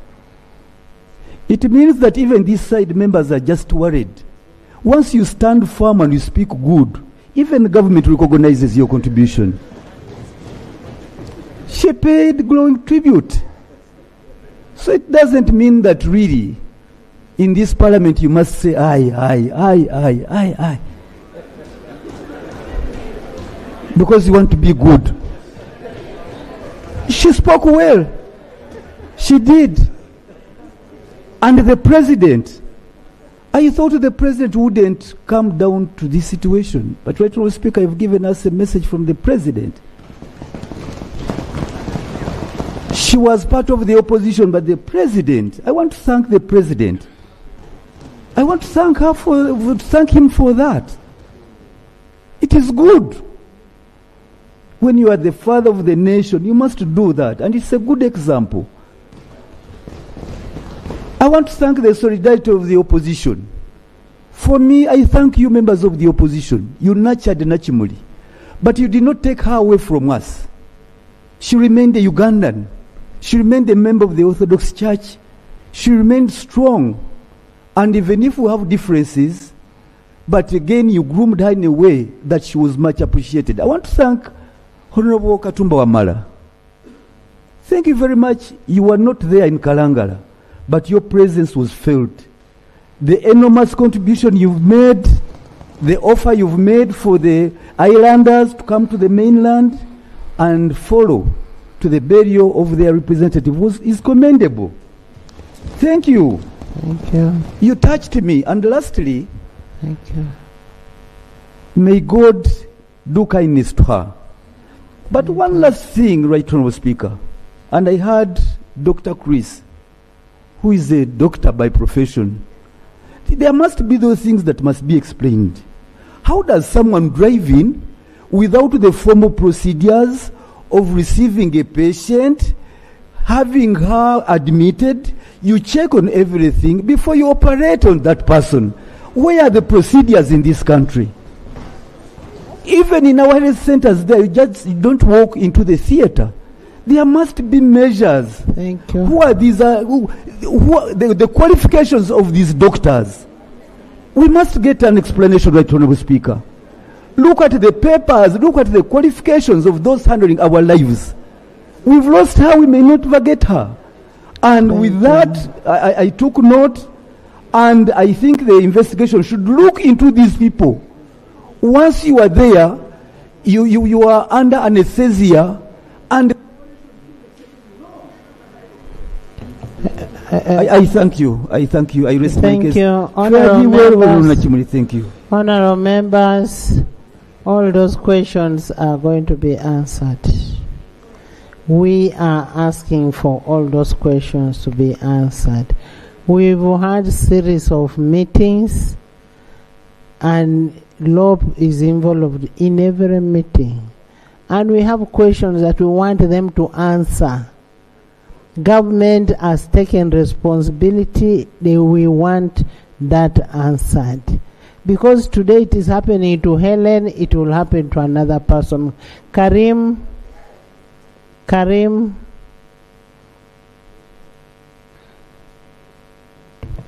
Thank you very much, Right Honourable Speaker. I join you, the rest of the members of Parliament, in mourning our dear colleague, Honourable Helen Nakimuli, and may her soul rest in eternal peace. I do want to take this opportunity to thank you, Right Honourable Speaker, to thank the entire Parliament for standing with the family.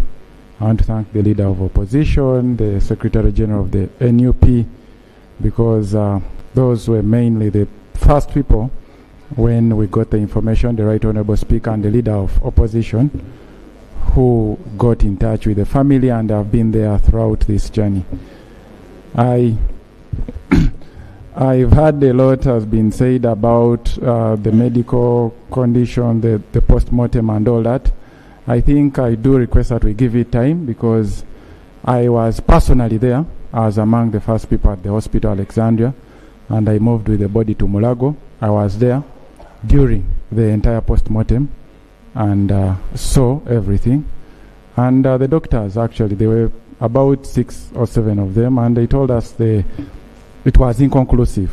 So they had to remove some of the small parts to take and do further tests in other laboratories. And they requested for time, that they need to be given more time, such that they can get those results are also out. Those ones are also out. The results? The results. All right, thank you. There is only one result that is left. Okay, thank you, Right Honourable. And We were all, of course, most of us, we were in shock, because I was in shock. I'd never been there, but I was there because I was in shock and I couldn't believe. But if the results are out, I think it's up to the family to maybe share with us if they do want to share. Let's not anticipate, let's not talk things that we do not have much knowledge about. Lastly, I do want to thank my colleague, Honorable Minister, for the motion, Minister Ogwang, because we've all been in the sports, or Honorable Hamson Obua. We've been there, we've seen the contribution of Honorable Nakimuli in the sports. And I remember in the games in Arusha, when Honorable Obua, something happened during the Order.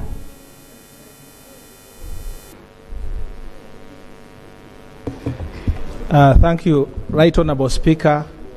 From the onset, I want to state that I fully adopt the motion moved by the Right Honourable Prime Minister and Leader of Government Business.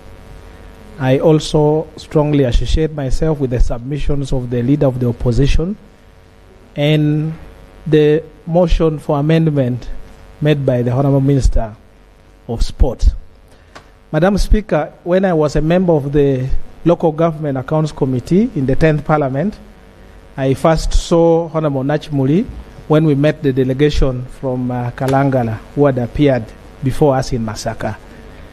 When she joined Parliament, I had the privilege of serving with her in the shadow cabinet, and many of her attributes have been mentioned here, which I fully agree with. Now, by way of paying tribute to her, I want to share a short story of what transpired between me and our dear friend outside this house, the Honorable Engineer Moses Magogo, invited me courteously to watch a game at Nambole. As a friend, the same invitation was extended to Honorable Helen.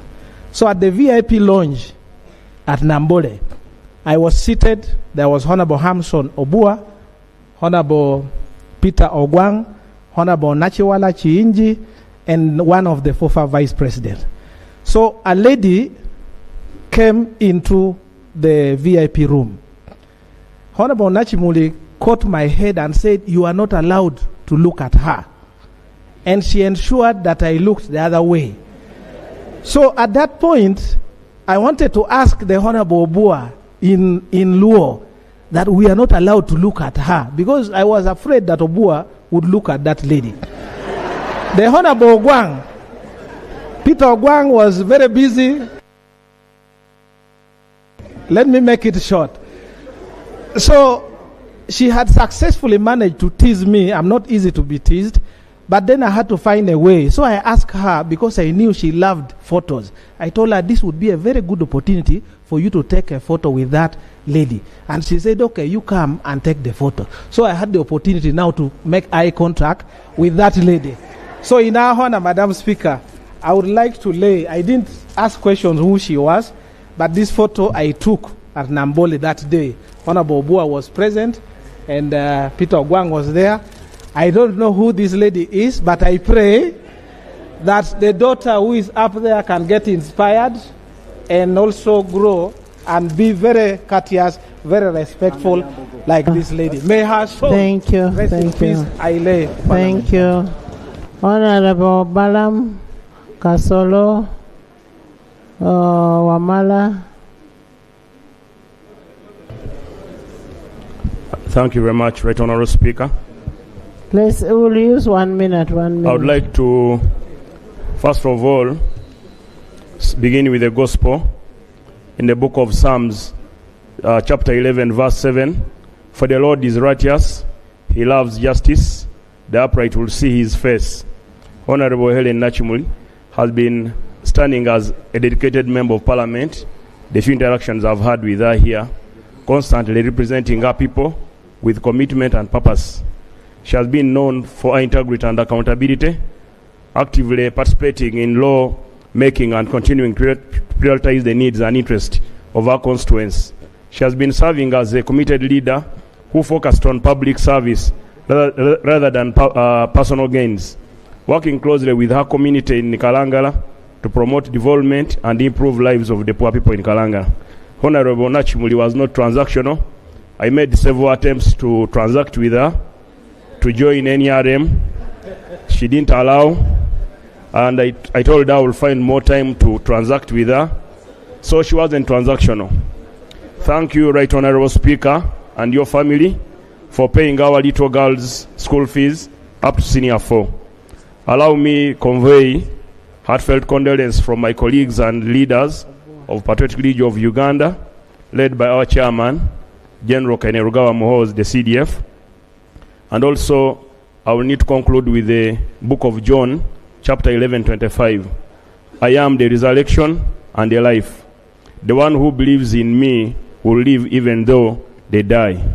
Rest in peace, our sister, Honorable Nakimuli of National Unity Platform. Thank you. Thank you. Right Honorable Speaker, just a second. Honorable Stella Isodo of Ngora, sometime back she passed on. She left 5 children. They are not doing well. Last week I received a member of the family in my office to support her family. I want to appreciate the members, including me, who have allowed a deduction of 500. But if possible, we may consider to support Isodo's family, because she was also a player. If possible, she's a member from FDC. She was a member of parliament from FDC. I beg, Right Honorable Speaker, you allow, we deduct another 500 for Isodo's family as well. Thank you. Thank you. Honourable members, there is a contribution of 10 million shillings from the mighty NRM party. With a condolence letter signed by Right Honourable Richard Trodong. Thank you so much, NRM. Thank you. Honourable Kasolo. Thank you very much, Right Honourable Speaker. Right Honourable Speaker and Honourable colleagues, allow me to register my heartfelt and deepest condolences to you, Right Honourable Speaker, the August House, the leader of opposition, the people of Kalangala, Greater Masaka, and the entire Uganda. Right Honourable Speaker, because of time, I want to inform this August House that Honourable Nakimuli Helen was all round. In fact, she was opposition, but you couldn't believe that she was indeed opposition. But she could stand on the principles of her party.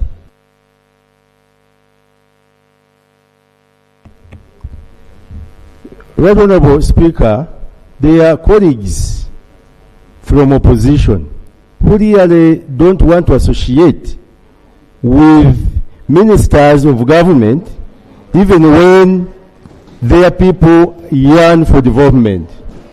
But Honourable Nakimuli couldn't do this.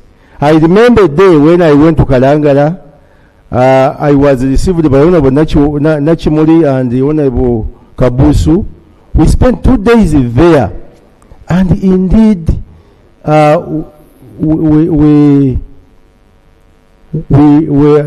received their requests, and I worked on them. But their colleagues who have approached me, they say, "Can you give me this in private?" So Honourable Nachiwala was exceptional. Honourable Helen was exceptional. However, Right Honourable Speaker, allow me also to ask for one important thing from the leader of opposition and my colleagues. Honourable Helen deserves decent send-off. Tomorrow we are all ready to go to Luwelo. But this business of Ugandans trying to threaten the mourners from, yes, because I I almost witnessed this in Kalangala Council yesterday when you attempted to stop the RDC to deliver his message. Honorable members, this body is for Parliament of Uganda. Honorable members, I want us to give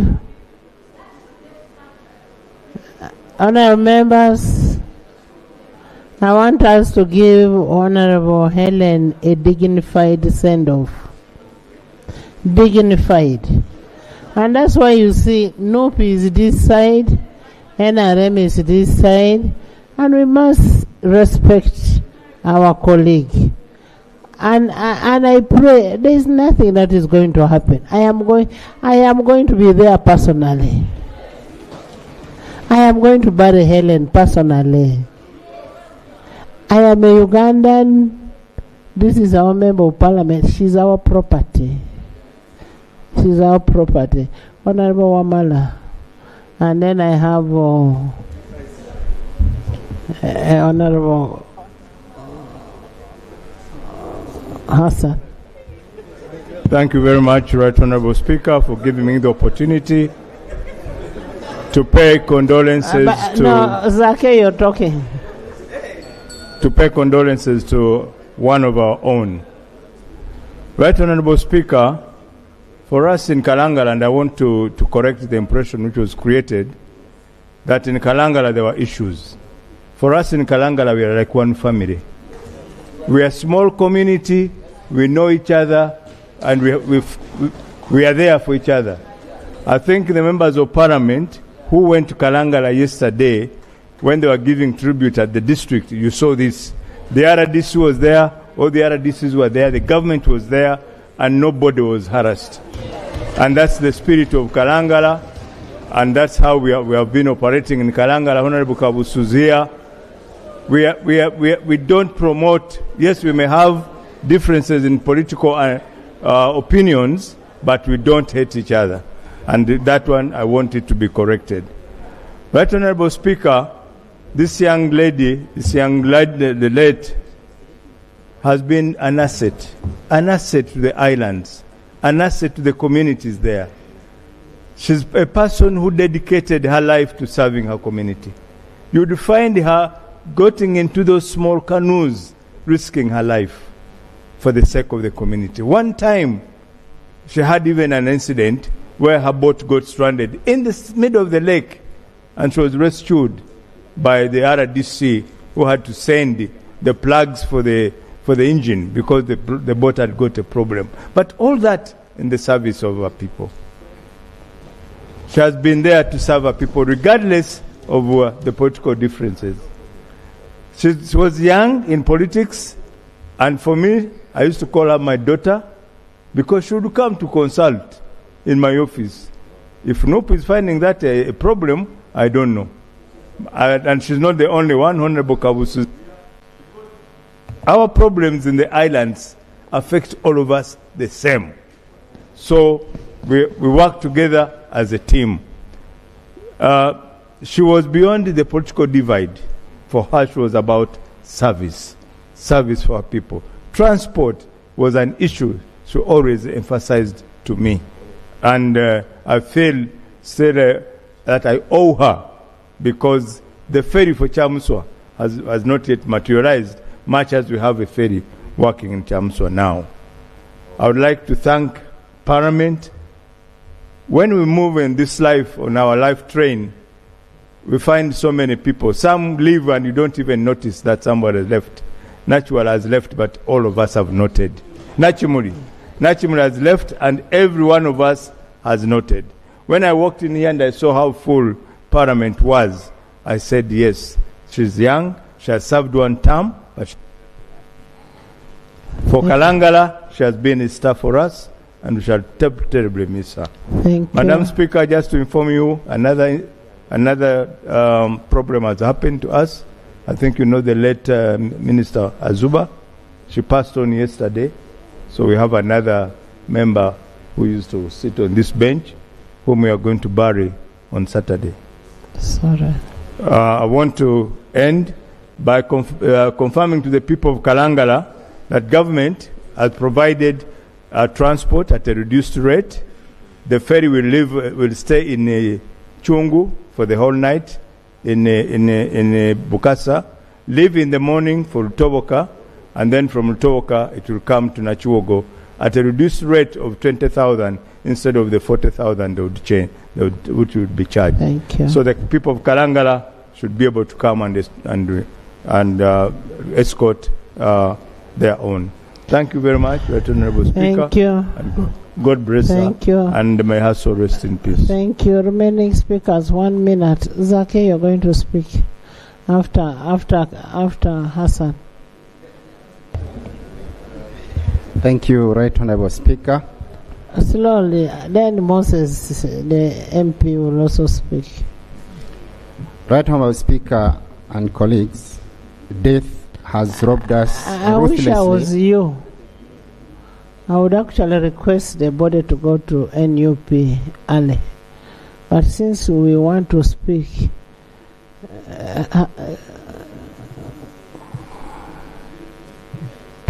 thank you, Right Honorable Speaker, for that guidance.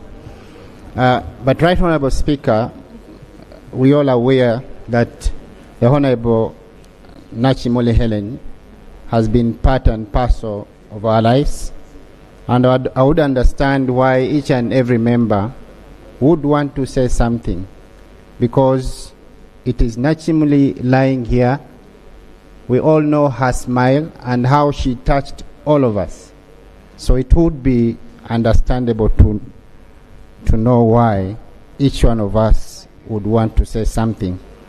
However, Right Honorable Speaker, I also join my colleagues to condole with the immediate family and the extended family of the Honorable Nakimuli Helen for this loss, and pray to God to accept her in heaven for the good she has given to us.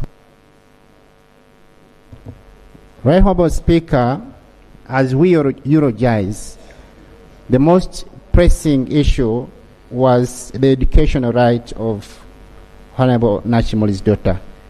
And I want to categorically thank you and this August House for the steps you have taken to ensure that the daughter of Nakimuli Helen attains her or the best education the mother would have wanted her to attain.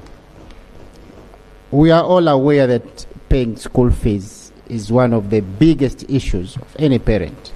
Now that it is handled, we have to thank you and this August House for that marriage. Right Honorable Speaker, this death has hit all of us so hard, but I can imagine what the President of the National Unity Platform is going through in exile. People who are close to us.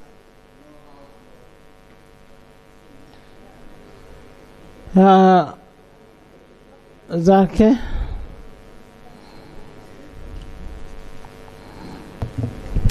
Thank you, Right Honorable Speaker. Right Honorable Speaker, it's so sad that we are losing one of our own. Right Honorable, I was lucky that I was among the few, all many, that have been very, very close to the Honorable Nakimuli Helen, the late now. When she was going for the operation, she actually sent me a message that, Honorable, pray for me. I'm in for an operation. Right Honorable, even the time that we are sending her off, I wish each one of us, we can always pray for her soul. I had the opportunity to be in Kalangala from Monday up to Tuesday. Right Honorable, the people of Kalangala have a lot of questions. And I'm lucky that at least we have received a response that some of those questions are going to be answered. how I wish these questions are answered as soon as possible, because the people of Kalangala believe that there is something wrong. And many of us, that's what we believe. We need those questions to be answered. We need to know how that operation was done, so that the people of Kalangala can send off their Mama Kalangala, in the most benefiting way. Thank you, Right Honorable. Thank you, Honorable Zake. Honorable members, much as we may not be belonging to the same party, but some of us were more close to Helen, very close. To an extent that even when she came to my village, we slept on the same bed. So it is our responsibility to make sure that we get to know what happened. What happened? Now, if you want more information, we even met with a doctor who operated Honorable Nakimuli today, to show you that we are following every step. We want to find out what happened. Even the pint of blood which was given to her, we have extracted it. We want to know, was it the right blood?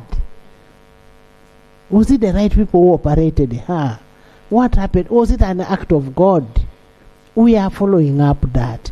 And we are not doing it ourselves alone. We are doing it together with the leader of opposition and the family. Honorable Sechkubo is there. Honorable Sechkubo will tell you we've not slept since the death of Honorable Nakimuli. We had our special bonding with her. Special. We have our group here, the group of Gumite, Team Gumite. We had our team here. Italy, that's another one in that team. Thank you so much, Right Honorable. Right Honorable, on behalf of the people of Wakiso and on my own behalf, together with my family, allow me to convey our condolences to the people of Kalangala, to you and the Parliament of Uganda, and everyone, especially the family. Right Honorable, as the person you sent, Parliament sent to lead the team to Kalangala district, allow me to send their allow me to convey their appreciation to Parliament of Uganda, and also to send their condolences. They made it clear in Council to Parliament. There are several requests they made, and through the right channels, the Council resolutions will also be forwarded to Government of Uganda. Honorable Kabusu will attest to this and the entire team. Right Honorable, as we witness the kind of transport we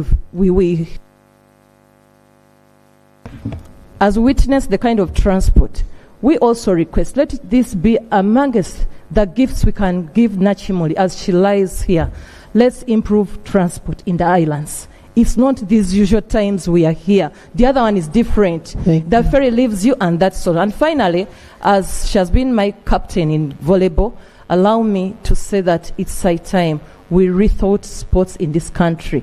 It's part of their request also in Kalangala. That's let's establish a recreation center in Kalangala, but let's establish sports centers. They will groom many of the Nakimulis, and we shall see many in this country. Moses.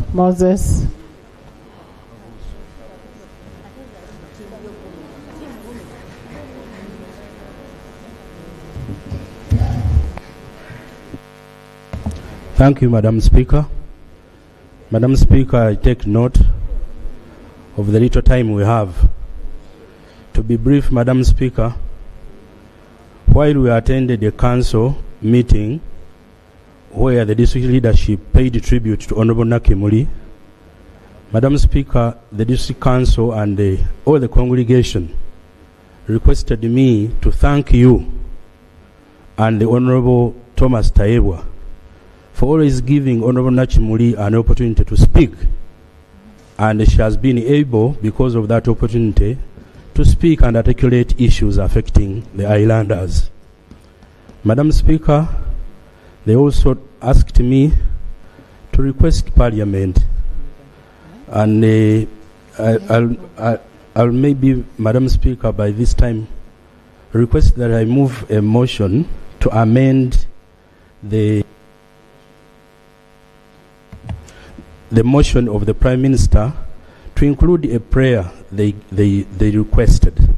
And Madam Speaker, this specifically touches a youth and a women's skills development center the Honorable Nakimuli herself had thought of to build for the community. Madam Speaker, the Honorable Nakimuli 2 years ago started a process of building a youth skilling center. Madam Speaker, many youth in our islands, because there have not been schools on the islands, young children have grown and have not had access to go to schools. So those young children are not employable. And the only way to make them useful in society was to establish a skills center. She had acquired a building plan approved, a storied building approved. She had also acquired land from Buganda Kingdom. And that project, she was very anxious if she was to live and serve the next term, that she would build that skilling center. So the council resolved, and Madam Speaker, I do report. You will bring for us the council resolutions. Yes, Madam Speaker. And then we'll discuss the council resolutions. Madam Speaker, finally, we also, as the leaders in Kalangala, there is a secondary school, a seed secondary school being built. It is called Ibubeke Seed Secondary School. It's on foundation level. We thought as leaders of Kalangala that since it has not gone into these the stages of how a secondary school, Madam Speaker, runs, that government accepts and that school be renamed Helen Nachimuli Memorial Secondary School, Seed Secondary School. Bring for us your resolutions and we'll act on your resolutions. Thank you, Madam Speaker. Okay. Honorable Mpuga.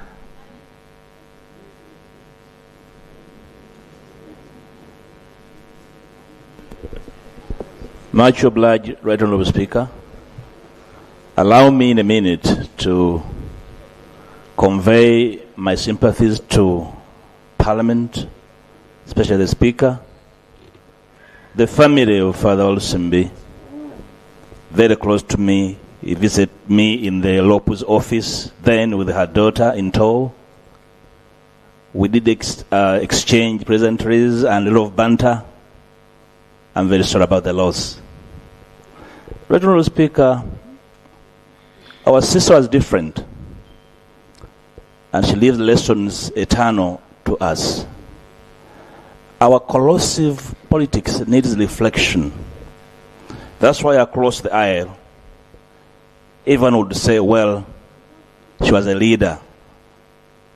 I remember in 2023, she came to me to request if she could to speak to the Prime Minister about a very serious matter in the constituency. I told her, there's no problem. The Prime Minister is not the problem. She's just overwhelmed. Go and speak to her about the problem. And I think they moved on well. So her amiable character should be able to give us some eternal education about how we relate with each other, even when we immensely disagree. And for our service to the islands, we thank you, Helen. And for those who are intend to join politics, Right Honourable Speaker, in a second, her journey to Parliament began from Masaka City. In a delegation she led from the islands to meet me at my humble residence in the city, because she wanted to run as a DP. So DP, I'm sorry, I denied her to come to you and told her to come to NUP, which I had not.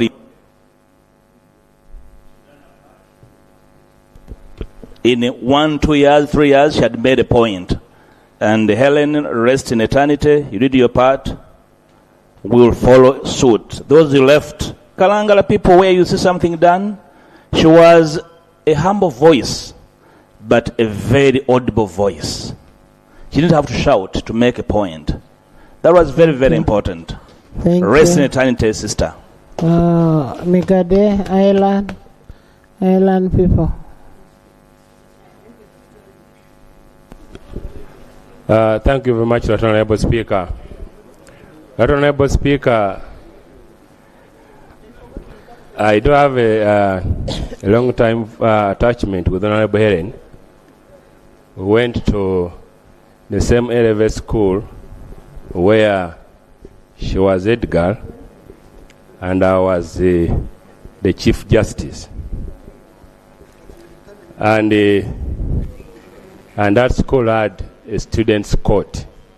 So student cases were referred to the student's court. And that's at St. Augustine's College, Wakiso. But also, personally, I work with many MPs from fishing communities. But to be sincere, there are not so many MPs from fishing communities who understand fisheries issues like Nakimuli did. So as MPs from fishing community, we have indeed lost a voice.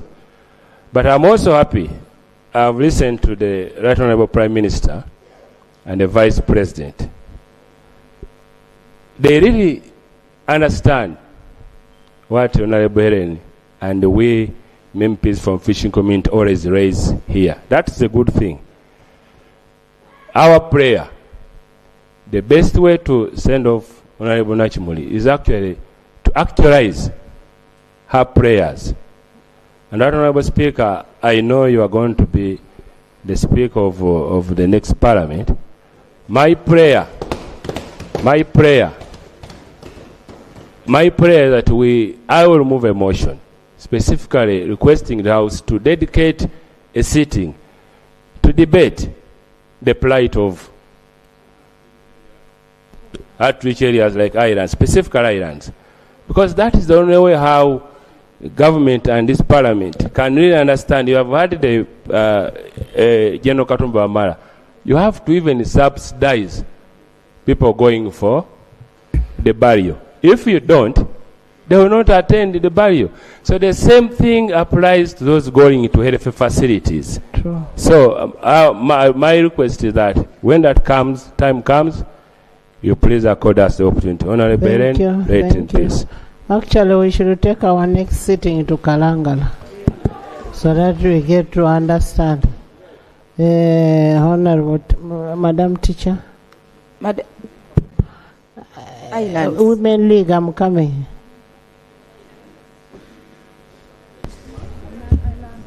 Thank you, Madam Speaker. Madam Speaker, I associate myself to the kind words that have been made by colleagues who have spoken before me. I want to add just one thing. Madam Speaker, in Nakimuli, remote Kalangala ceased to be remote. Every time through her debate, we would think that Kalangala is just here in Kampala Central. She was agreeably the best this Parliament could give Ugandans. And in her, we see what Uganda has in what we call the rural parts of this country. I want to thank Reverend Walusimbi and family, and I want to thank NUP, because through those two entities,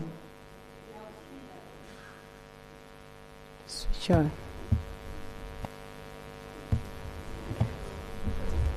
Talk. Madam Speaker, thank you. We have seen that we have so many able people in our villages. What remains is to give them opportunity to be seen. Lastly, Madam Speaker, our colleague here, whenever she would get a chance, she will contribute passionately about health. It's a bit absurd that she had been let down by the same system. Thank you. We also want to thank the people who give her a chance to air out, because she wouldn't air out without. I thank you very much, Madam Speaker, for being a kind speaker who has given opportunity to people like Honorable Nakimuli and me to be heard. Thank you very much. I Thank wish you, you well. Flavia.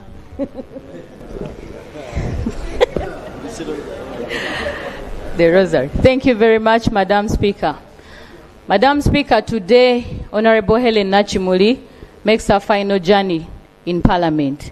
She has been very humbly, happily walking through these corridors, the lobby, and within this very house to debate most of the times. The last we saw her was on Wednesday last week. It is a pity that today she makes her final journey, not to debate, but we are honoring her. May her soul rest in eternal peace. Madam Speaker, I am an OG of